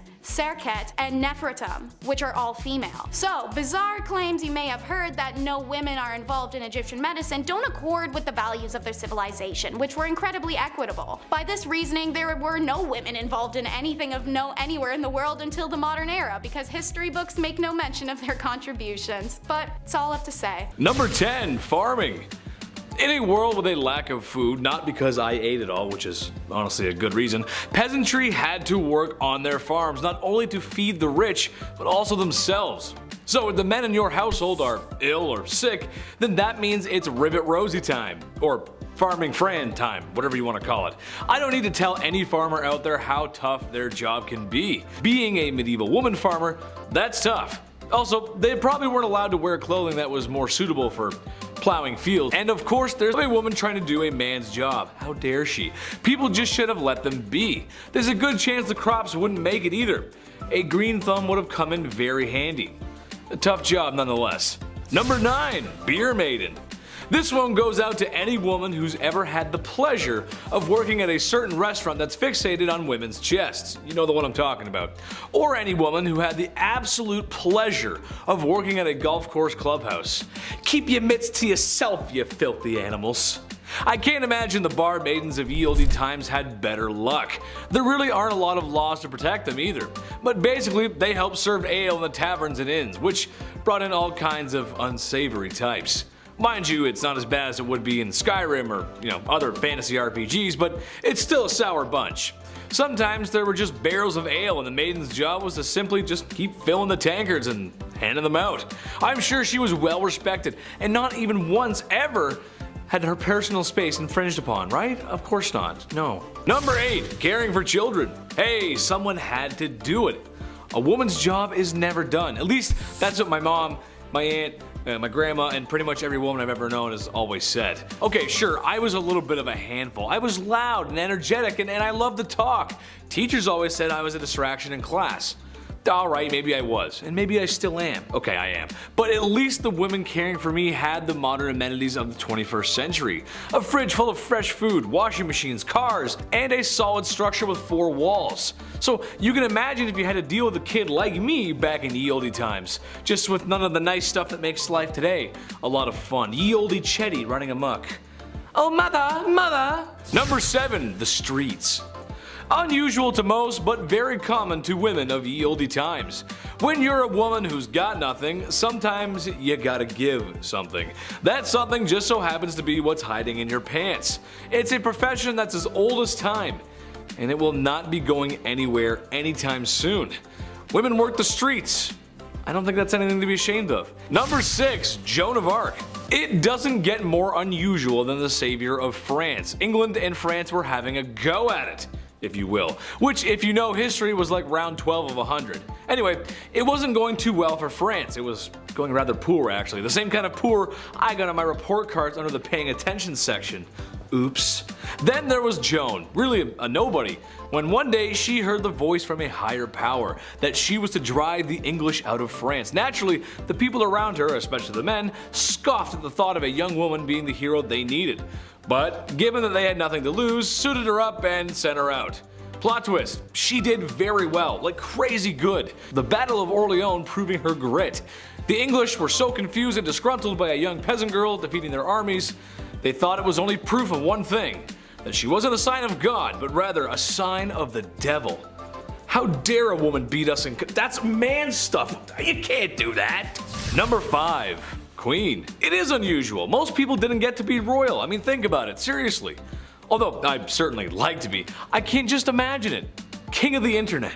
King of the black hoodie, nice, or king of the Chinese buffet. My point is that while women in medieval times didn't get the respect that they deserved, and every girl does, queens just had it better, and that's unusual. The queen might not have been as well respected as the king, but compared to the peasantry, she was fed, had 4 walls around her that didn't leak or wind would, seep through or blow down, and wasn't working herself to the grave every day to provide for a king and queen that didn't think very much about them.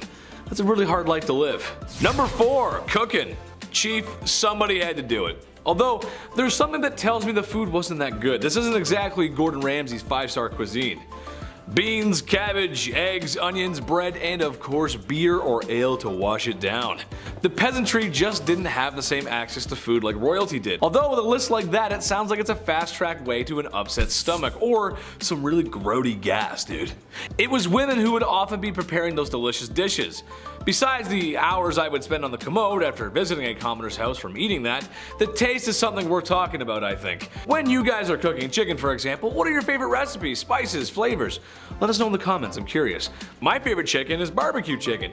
Brush a little Diana sauce. Medieval folks just didn't have that. More upsetting than that is the lack of spices in general. While there were some, anything not local would have been crazy expensive and not available to common folks. Medieval women did the best with what they could when they had it. That's just how it goes, Chief. I talked to him, he's a chef, he said it's alright. Number 3, nuns.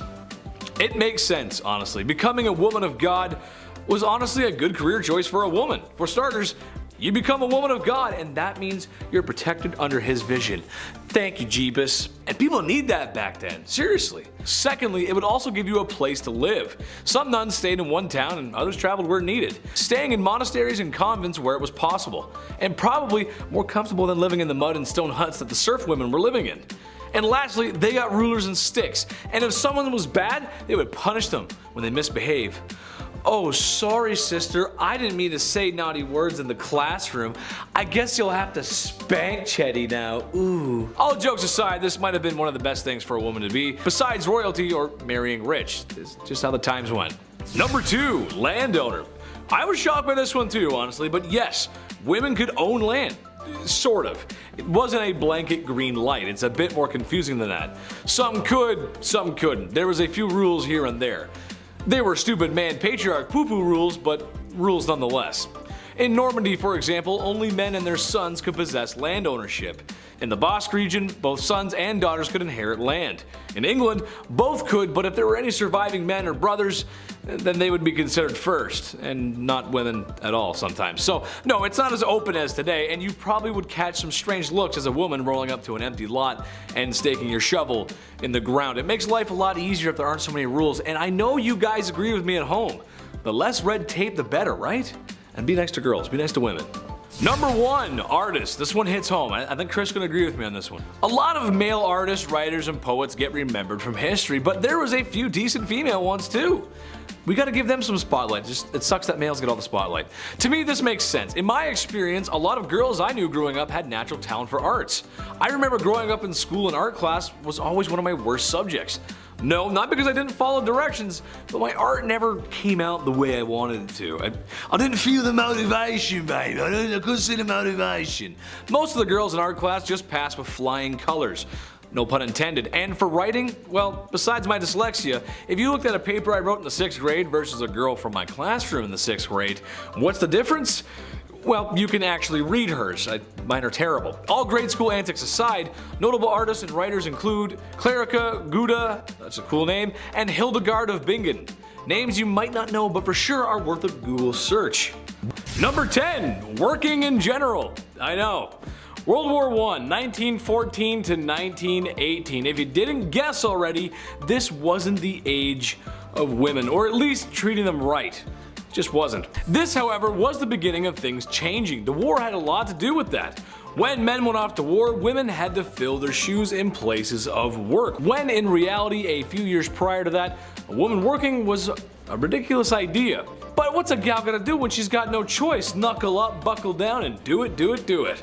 It might seem silly today to even mention women going to work, but this is good history. In the beginning of women's suffrage, really the middle of it. Number 9, this one's really cool, I like this one, this one's crazy. The Radium Girls. Yes, the Radium Girls. This is just a crazy story. So, this material called radium was discovered and its glowing properties were quickly put to work for military application. You'll find a lot of times that military service often boosts technology development. Just how it goes. So when a factory that was producing glow-in-the-dark watches for the war effort needed workers, they looked to women to stand up to the challenge. Day in, day out, these women painted with radium paint. The women were advised to keep the brushes with a fine tip by placing it between their lips and kind of just a little lick, a little kiss kind of cute. Some women even used it on their nails and others painted on each other. The novelty of glow-in-the-dark paint quickly wore off, however, when it proved to be very harmful to one's health, especially since the women had been ingesting the harmful paint. In the end, it was radiation sickness. One woman had it so bad her jaw simply fell off. That's not it. I saw the picture, bro. It's just gone. Number 8, the Canary Girls. A very similar story to the previous, but perhaps one you may be unfamiliar with. The Canary Girls sing a familiar tune to that of the Radium Girls, except it wasn't radioactive, but rather just TNT. How could TNT be harmful besides when it blows up, right? That's what I thought. The only trouble I've seen with TNT is when Wile E. Coyote accidentally blows himself up trying to get the Roadrunner. That's where I get all my scientific knowledge from. I'm a scientist, what can you say? Well, besides cartoon antics, TNT was quite harmful due to the chemicals that made it up. So harmful, it would make the women sick. It would turn their skin orange and hair yellow, like a Big Bird yellow. Yeah, that yellow. It even sadly affected children born whose mothers had been exposed to the chemicals. Canary babies, as they were so called. This is why we have work safety rules. And ladies, next time there's a global conflict, check what's in the factory first before they throw you in there. You don't want to catch any of that, that's bad for you. Number 7, ambulance driver.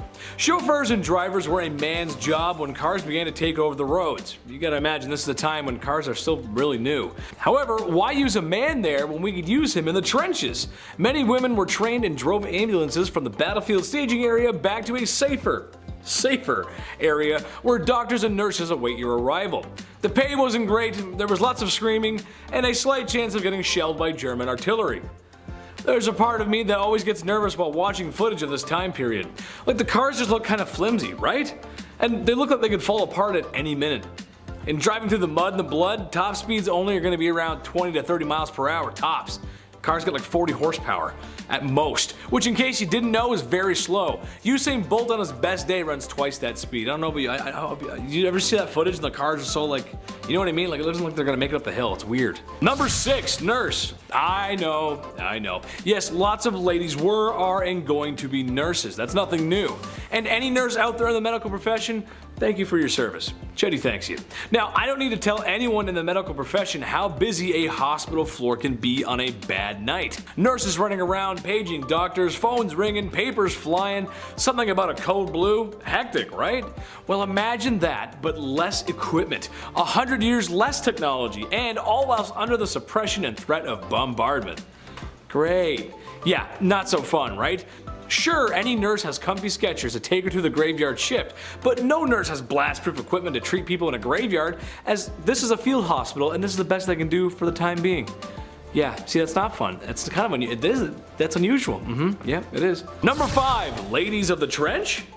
This makes sense. A lot of sense, really. And as weird and crazy as it might sound, it might have made the men feel a little bit better. Trench life was awful. Refer to my World War I videos here. They're pretty good, I promise. Mud, blood, rats, disease, sickness, machine guns, barbed wire, no man's land, chemical warfare, and sadly, when all that was done and gone, brutal, borderline medieval hand-to-hand combat. That just must be terrible. I played Battlefield 1, that's fun, but in real life, that's just not fun. So when soldiers were taken out of rotation for a little R&R, they might be pleased to see a brothel on wheels. That's right. Or when visiting certain northern towns in France, a very legal brothel houses, if you will. When Americans joined the fight, of 1,000 men being treated in hospital, 190 were being treated for a brothel-related sickness. Go get them, boys. Some men would even ask for ladies who were known to possess such qualities, because they knew if they caught it, it meant 30 days in a bed and not in a trench. That's honestly such a big brain play, I can't even. Number 4, widow. Might not be an official occupation, but it is an official title, and officially, it sucks. Imagine a world where it's difficult to get by, a world where a woman is a second-class citizen. So when her husband, her brother, her father, and maybe even her son get drafted to fight Germany and don't make it back, well, it's not fun. Some struggled to find work, others remarried, and some had no choice but to practice the time-old tradition of the world's oldest profession, if you know what I mean. Tough times, man.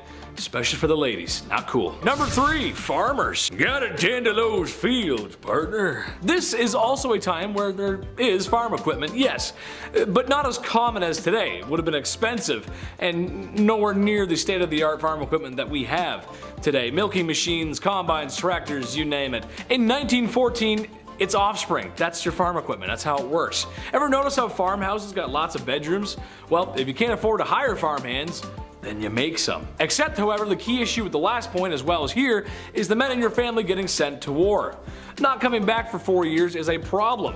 Or in a worst case scenario, not coming back at all. I mean, I'm sure some came back, they just came back in boxes. Which means wives, women, sisters, and daughters had to roll up their sleeves and get to work. And I don't have to tell any farmer watching this how important their job is, or how difficult it can be. You gotta feed the folks after all. Gotta do what's right by me, Dutch. I don't know how farming's Western, but alright. Number 2, dancer. Little bit of a stretch here, but hear me out. World War I ended in 1918. By 1920, the Allies' economies had picked up, but especially in America. This was a time of great success, as a wise man once said. The Roaring 20s, while the war was over, many folks were still feeling the effects, especially in Europe. Germany wasn't doing too hot. And they're gonna come back for a sequel. It's not gonna be good. As the sale of alcohol was banned, underground clubs began to open. Speakeasies, you may have heard them from my 20s videos. Men, soldiers returning home, women, and minorities of all backgrounds were hanging out in these places, which was very progressive and cool for the time. The ladies were becoming flappers, which were dancers, out of the factories and enjoying the luxuries of a healthy economy. And I'm sure some of it had to start in 1918 at least, because they knew the end was coming. It had to. It just had to. Trust me, it makes sense. Number 1, politicians. For the first time in a long time, women were becoming politicians. Not presidents or governors, but their voices were being heard in the political space regardless, which is huge. A one Miss Rankin was voted into the US House of Representatives in 1916. A woman's right advocate, all brought to you by women's suffrage. I don't have to tell you how unusual that really is for the time. Especially for the time. Unfortunately for these ladies, while there would be some great step forwards like earning the right to vote and social progress in the 1920s, things would go back a few steps during the 40s and the 50s, and wouldn't see massive resurgence until the late 60s and 70s. You gotta remember the good stuff though, even if it's baby steps. Number 10, the pillory. Known sometimes as the thew, this was a form of stocks that was used for women. Men weren't the only ones who were condemned to the stocks back in the day. While on paper, standing around in the stocks for a few hours doesn't actually sound that bad, like a bit humiliating and a bit exhausting because you gotta keep your arms up here, but you know, that's about it. In reality, it could actually be very dangerous depending on the crowd's temperaments and the accused's reputation amongst the common folk that had gathered. In some cases, people were badly injured, maimed, blinded, and some actually died as a result of being tormented by those who gathered while they were in the stocks, after suffering great injuries. The unfortunate thing was that you often wouldn't be able to defend yourself because your hands are like restrained. You couldn't move your head, and often your hands are just completely restricted depending on the type of stocks that you're being held in. At least with the Thu version, your hands were not restricted because you were like kind of in a collar on a chain, but women also were put in the pillory too, where your hands are restricted, preventing you from defending yourself at all from assailants unless you were being defended by, like, I don't know, guards perhaps. Even then, you're probably still gonna be brutalized in some way. Guards aren't there to, like, you know, make sure that you don't get to feel the punishment. And friends, before I move on to our next spot on this list, if you love what we do here at Bumblebee and you love when we tell you about some honestly very shocking things that happen in history, be sure to click that subscribe button for even more historical and horrific content. Number 9. Drunkard's cloak. While more popular in the 17th and 18th century, there is still documentation of the drunkard's cloak being used into the mid-19th century. It was a punishment given to both men and women, usually those who had a bit too much to drink. However, the punishment was also administered to women who were considered to be promiscuous, like so many of the things that are on this list. If you were sentenced to the drunkard's cloak, you'd basically be made to walk around town in like an upside down, heavy and cumbersome barrel with holes cut out for your head and your hands. Honestly, this is one of the least awful ones on the list. At least you're just in a barrel. It doesn't sound like it would be fun, but it doesn't sound like it would be like the worst. I feel like I could walk around for a few hours with a barrel on and I'd be alright. Number 8. Shrew's fiddle. I have a question. Why are there so many devices that were created in the Middle Ages hundreds of years ago that were still used up until the early 1800s and beyond? That seems insane to me. The shrew's fiddle is one of those instruments, but despite being named after a musical instrument, it is instead an instrument of torment. It was used to punish women who were deemed too shrewish, and in some places in the world, it wasn't just used on women. The woman in question would be forced to put her neck through a large hole, with her wrists being held in the smaller holes, so her hands were basically up in front of her but were immobilized. Number 7. Scold's bridle. Despite the fact that this device can be traced back to the 1500s, there are also records of it being used as late as the early 1800s into the 19th century, which is honestly crazy to me. Like, I can't even imagine someone trying to silence me with this device today. Goodness, horrific and humiliating. The scold's bridle was used to silence women who were being too loud, either speaking their mind too much, being caught gossiping, or just literally, being too loud. Pretty wild when you think the same society that decided this was a good punishment is also kind of the same society that encouraged women to gossip by pitting them against one another and also, silencing them, so that probably many women felt the only way they might be able to safely speak their minds about something was to, like whisper behind someone's back for fear of them hearing and what would happen then. But then of course, if you do get heard, this is what you get, because people are like, we don't want you to whisper, we just want you to shut up. Seems like a weird cycle though to me. It's like we created the problem and then we just basically punished people for the problem we created. This scold's bridle was a mask that women were forced to wear. Oftentimes it was made to look demonic or ugly in terms of the features on the mask, and it had a painful restricting metal gag inside that would literally hold down the wearer's tongue so they couldn't physically speak. Sounds terrible. Also, then if you try to speak, it could like hurt your tongue. Not good. Number 6. Left to cook. While sitting by the fireplace is usually seen as being a pleasant way to pass the time, relaxing and soothing. In fact, I was just listening to some fireplace sounds while I was writing today. It becomes a lot less nice and tranquil if you are literally chained to the spot. While the scold's bridle is admittedly awful, it could actually get worse for women confined by the mask. In addition to that punishment, sometimes they would also be chained to the fireplace. Probably by their parents or guardian or their husband, whoever basically would have owned them at that time, until such a time as it was deemed they had learned their lesson. I like to sit by the fireplace, but I like to do it by choice. Number 5. Walk of shame. Remember in Game of Thrones when Cersei Lannister was made to do like the walk of shame? Yeah, that is a real thing that happened to women in history. The scold's bridle was also sometimes made to be worn by women who were then paraded through the town and in said mask just to humiliate them further. And there's a few different things people would parade people in town with, but the mask is one of them. As if just being forced to wear that mask wasn't awful enough. I don't think you need to parade someone around or chain them to a fireplace. I think you can just like Leave it at the mask, to be honest. Your point would be made. In fact, I don't even think you need the mask at all. Just don't try to make a point to begin with and then we're all good. How about instead we just let women exist and be heard? Just a thought from a woman who's living in 2023, ye old past. Talking to you, past, back there. Yikes. Number 4, hand clamps. Honestly, this sounds like one of the most horrific and worst things I've heard of. It might not sound bad to people, but I don't know. I just imagined what this would be like and I was like, that's horrifying. This method of torment was popular during the feudal period of China. It was used all the way up till the 19th century. What did it involve? Forcing women to put their hands into a tool that would then squeeze the tip of their finger. Doesn't sound that bad when you're thinking of it on like the surface level, and in terms of like the surface area of your finger.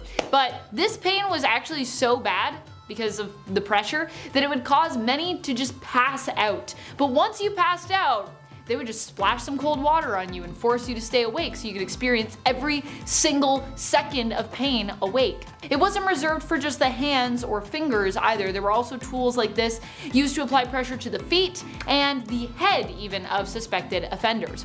Yeah, this method of course wasn't even saved for people who were convicted of adultery, which honestly I don't even think you should torment people physically like this anyways, or mentally. Even if they're guilty of it, like, let's just be adults and move on. It was used on both guilty and innocent folks. I am sure, I'm 100% positive. All you had to do was be suspected of adultery for this brutal form of punishment to be administered. So you don't even need any, I mean, back then I don't even think people had proof. They were just like, I have a feeling, so do something terrible to this woman.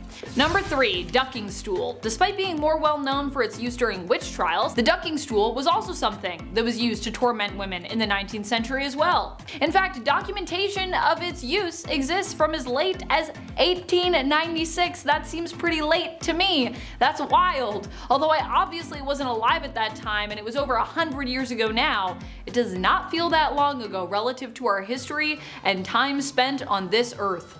Oh boy. A ducking stool was basically a chair, a variation of another stool type used to humiliate people. However, in the case of the ducking stool, you were more than humiliated, you could actually die. Women would be tied to the ducking stool, basically a chair, and then lowered into the water.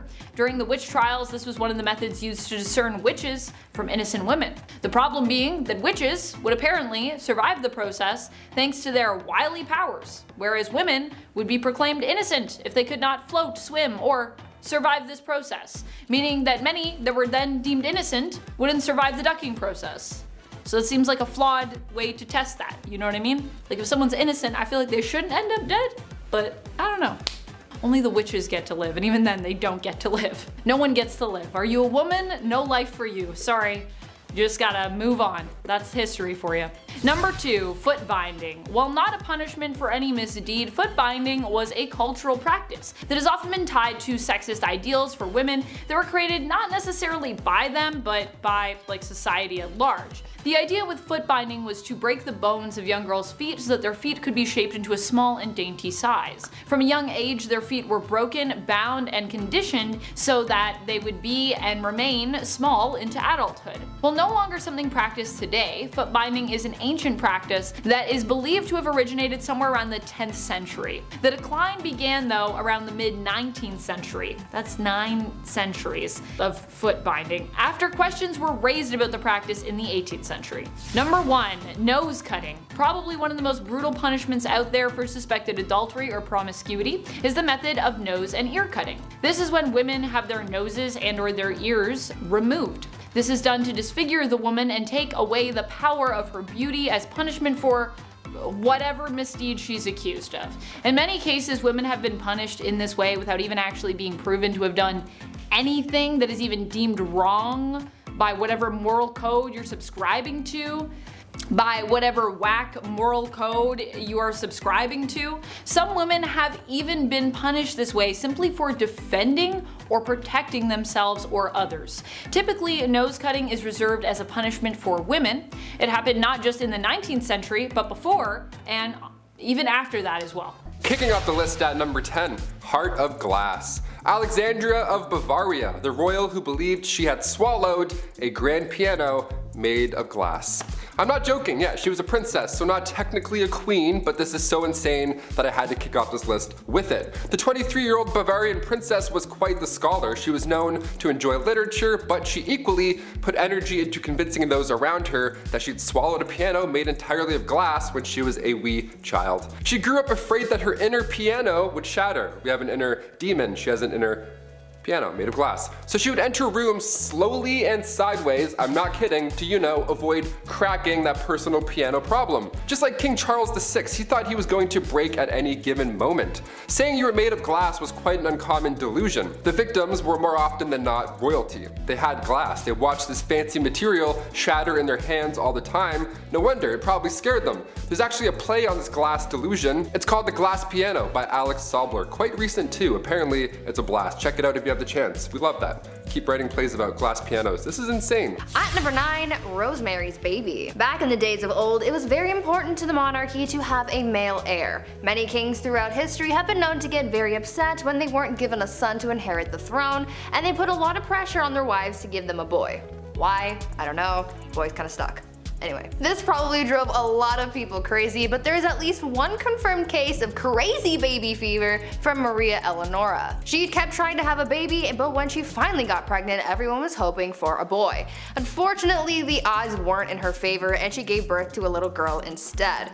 People knew that Maria would get absolutely triggered upon learning of her baby's gender, so they kept it a secret from her as long as they could, but eventually they had to tell her, and Maria was pissed. She really went looking for that receipt to return that baby and get a refund, or at least a store credit. When she found out the baby was a girl, the queen reacted by saying, quote, "Instead of a son, I am given a daughter, dark and ugly with a great nose and black eyes. Take her from me, I will not have such a monster." End quote.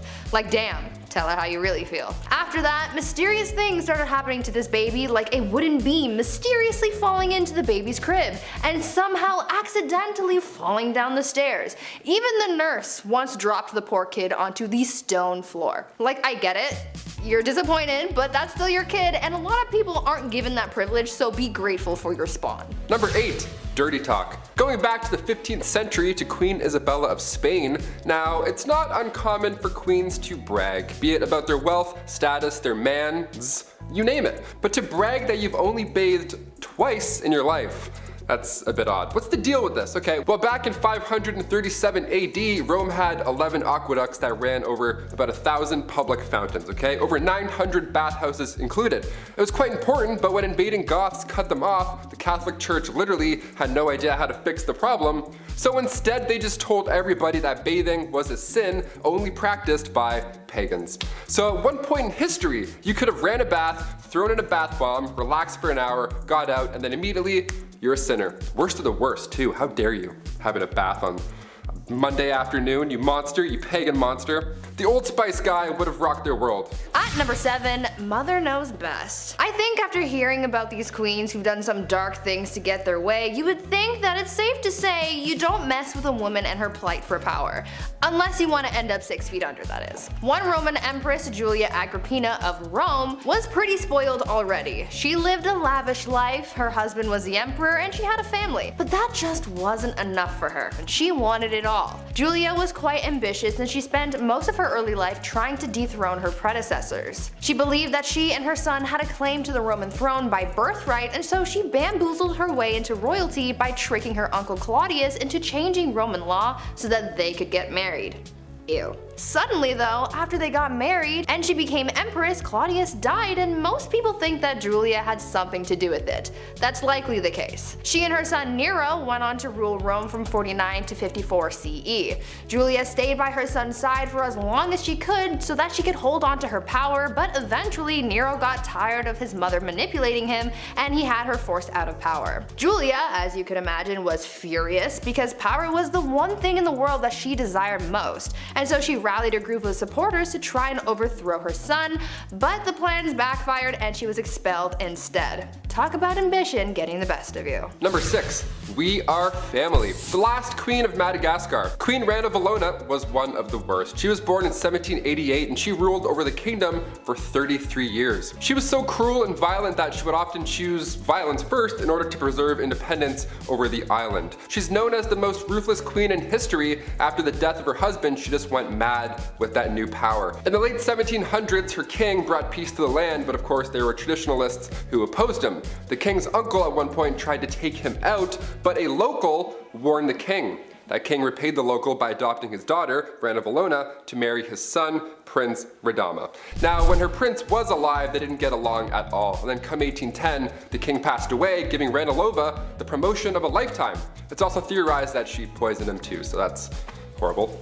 Ranilova kept away the advances of the French and the British and left bodies of those who tried to attack out for display on the beach. Lovely, like bobbleheads. In 1845, Queen Rana Valona ordered 50,000 subjects to build roads across the jungle for 4 months straight for this massive buffalo hunt. Well, 10,000 of those poor souls died of starvation and exhaustion, and also not one buffalo was hunted, nor seen. Great plan.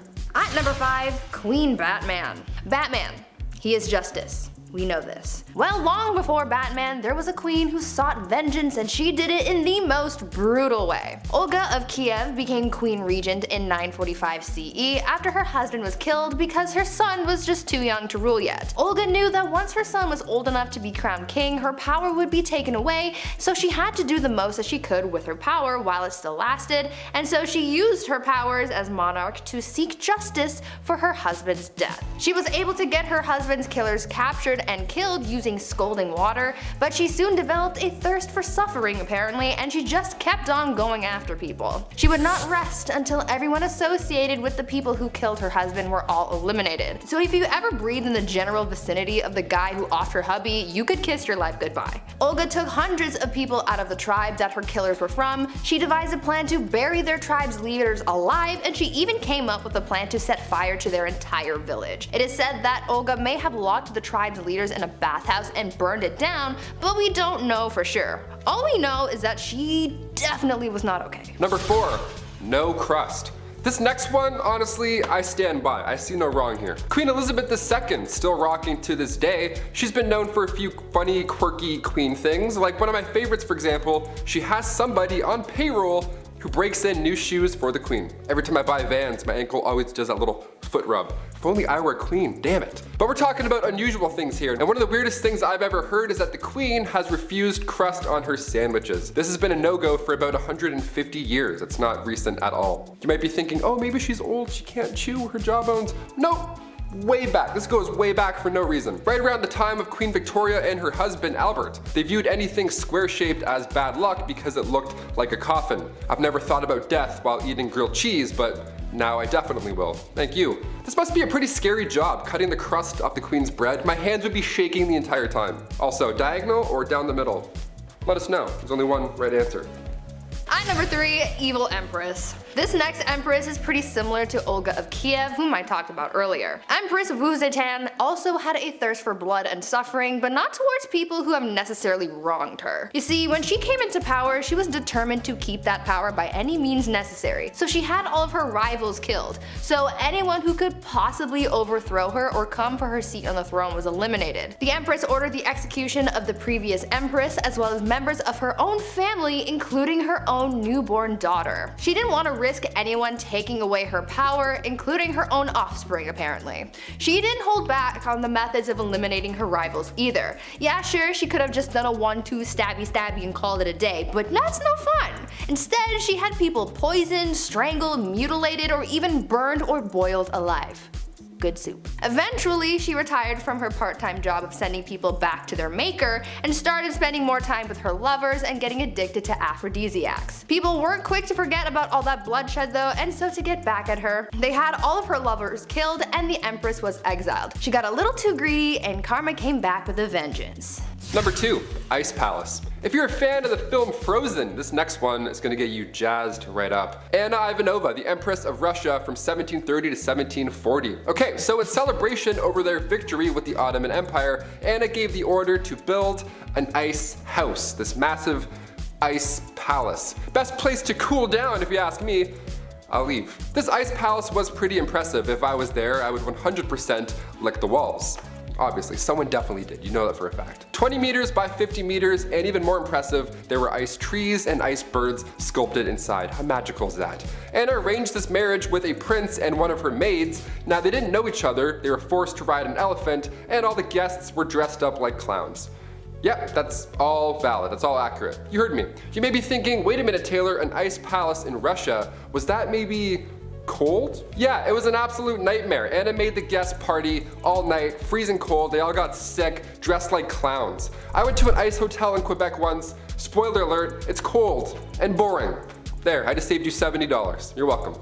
And finally at number 1, gladiator games and chill. If you didn't ever have to go to work and you could just lounge around all day, what would you do with your time? Really, anything could be possible. You could be like the Bruno Mars lazy song. Well, there's one empress from back in ancient Rome who occupied her time with the company of others. Apparently, Empress Valeria Messalina was famous for her exploits. Since she was empress and she had all this time and money and no one to tell her no, she took full advantage of that and bought a house, turned it into a brothel, and made that her side hustle. A lot like Littlefinger from Game of Thrones. Though she had a collection of women who worked there, she also was known to invite upper class ladies to participate in the nightly escapades as well. And don't think that Valeria did jump in as well. She was considered to be quite something in the sack. In the wise words of Ludacris and Little John, she was a lady in the streets but a freak in the bed. The Empress was known to be such a hardcore participant that she would win games where they would compete to sleep with the most men in one night. One time she won the round after being with 25 men. One night. She did the absolute most, but at least she was having fun. Kicking off the list at number 10, the Empress of Austria. The saying wrong place at the wrong time couldn't be used more in this case. Empress Elizabeth of Austria, she was sadly taken out by somebody who just wanted to attack a royal. He didn't have anything against Elizabeth per se, this man was an Italian anarchist named Luigi Lucchini, and that fateful day, September 10th, 1898, he took the Empress's life. In his own admission, Luigi stated that he had nothing against the Empress on a personal level at all. So what had happened was he intended on taking the life of the Duke of Orleans, but when Luigi arrived a little too late in Geneva, the opportunity to do so had passed. He looked at a local newspaper, saw Elizabeth, and found out where she was staying, and he waited for her to leave that hotel. That's how easy it was. People are so creepy. Keep an eye open. If you're a queen, keep your eyes open. This is scary. Number 9. Royal curse. The remains of Polish queens and kings were discovered back in April 1931 in a crypt in Vilnius. Polish researchers didn't even know what they were in for. I mean, a storm had flooded a cathedral and they threw down sandbags to preserve the area, but on the night of April 25th, they had followed the water into this lost chamber that held the remains of Polish kings and queens. These remains, with the crowns still attached, might I add, were from the 15th century. What a find, right? Well, sadly the remains were all over this flooded tomb now. It wasn't really in one spot. It was horrible. And now after these discoveries, that's when things got really mysterious. Those involved in the findings began to die off in unusual circumstances, one after another. And it happened pretty quick too. One professor had died after falling down a shaft in his apartment. He had a heart attack. An engineer had died before him as well due to undisclosed medical issues. Okay. Another professor years later who worked in the crypt as well became paralyzed at age 62.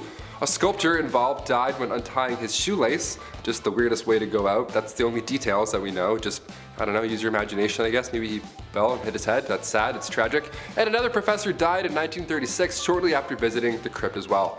I sure hope this isn't an ancient curse because these guys were trying to preserve their history and avoid the crypt from flooding. Like, I don't know, we need a Ouija board to clear this whole thing up. We were trying to help you with the sandbags. Number 8, Queen Caroline. In a list of unusual ways that people have died, odds are it's going to get a little gruesome, a little messy. After all, that's why you clicked this video, right? Right? Some ancient queens die natural causes and then history remembers them for their reign. In this case, history remembers Queen Caroline for the way that she died. It was written in an epigram from the 18th century from a poet named Alexander Pope. He wrote down, "Here lies wrapped up in 40,000 towels, the only proof that Caroline had bowels." It rhymes? Like, come on, man, you didn't have to do this. This is horrible. That's like a prank almost. I can't believe somebody was like, yeah, write that down. That's good. Did it rhyme? Yeah, she'd like that for sure. R.I.P. Number 7, Anne Boleyn. The second wife of King Henry VIII. Yes, we have a few on this list. She was found guilty of treason and she had been charged with having sexual relationships with 5 others, including Lord Rochford, aka her brother, George Boleyn. Yeah, the ancient days were a little bit odd. She had also apparently had relations with Sir Henry Norris, the king's close friend. And when I say close friend, I mean he was the groom of the stool, so they were tight. He literally would wipe his. So on top of this, Anne was also found guilty of conspiring to kill her husband. Now, it's since been proven that these crimes were a bunch of rubbish, basically. Anne wasn't even present when these events went down. She was still recovering from the birth of her daughter, future Elizabeth I, so there's no way in hell she was fooling around with the groom of the stool in October 1533. All 5 guys involved were executed on Tower Hill in May 1536, and then 2 days later, Anne joked about her little neck before being taken out with a sword as well. There wasn't even a coffin for her burial. Somebody had to go and get an old elm chest from the Tower Armory. They used a chest to bury her body near her brother, Lord Rochford. A chest. Horrible. That's so horrible. Number 6, Mary Queen of Scots. If you're a murderino, this one's pretty juicy. Listen up. Back in 1565, Mary was determined to take the throne for herself. When Mary was just 6 days old, her father, King James V, had passed away, so she ascended to the throne. She was about to marry the King of France in 1558, but he passed away, so she returned to Scotland as the country's monarch. Her next plan was to marry her cousin, Lord Darnley, so now if something were to happen to Elizabeth, Mary would be yet again lined up for the throne. That cousin ended up dying in a random explosion, and then years later, in 1568, Queen Elizabeth had welcomed Mary after she fled to England. So Mary was close, but now what? Well, Elizabeth had found out that Mary was involved in English Catholic and Spanish plots to overthrow her, so she was then placed on house arrest. Fair, more than fair. Cut to 19 years later, 1586, a letter had emerged revealing that Mary was involved in a plot to have her cousin, Queen Elizabeth I, killed. She was then sentenced to death and her head was taken off for treason. History is dark, my friends. Even if you're family, shit gets crazy.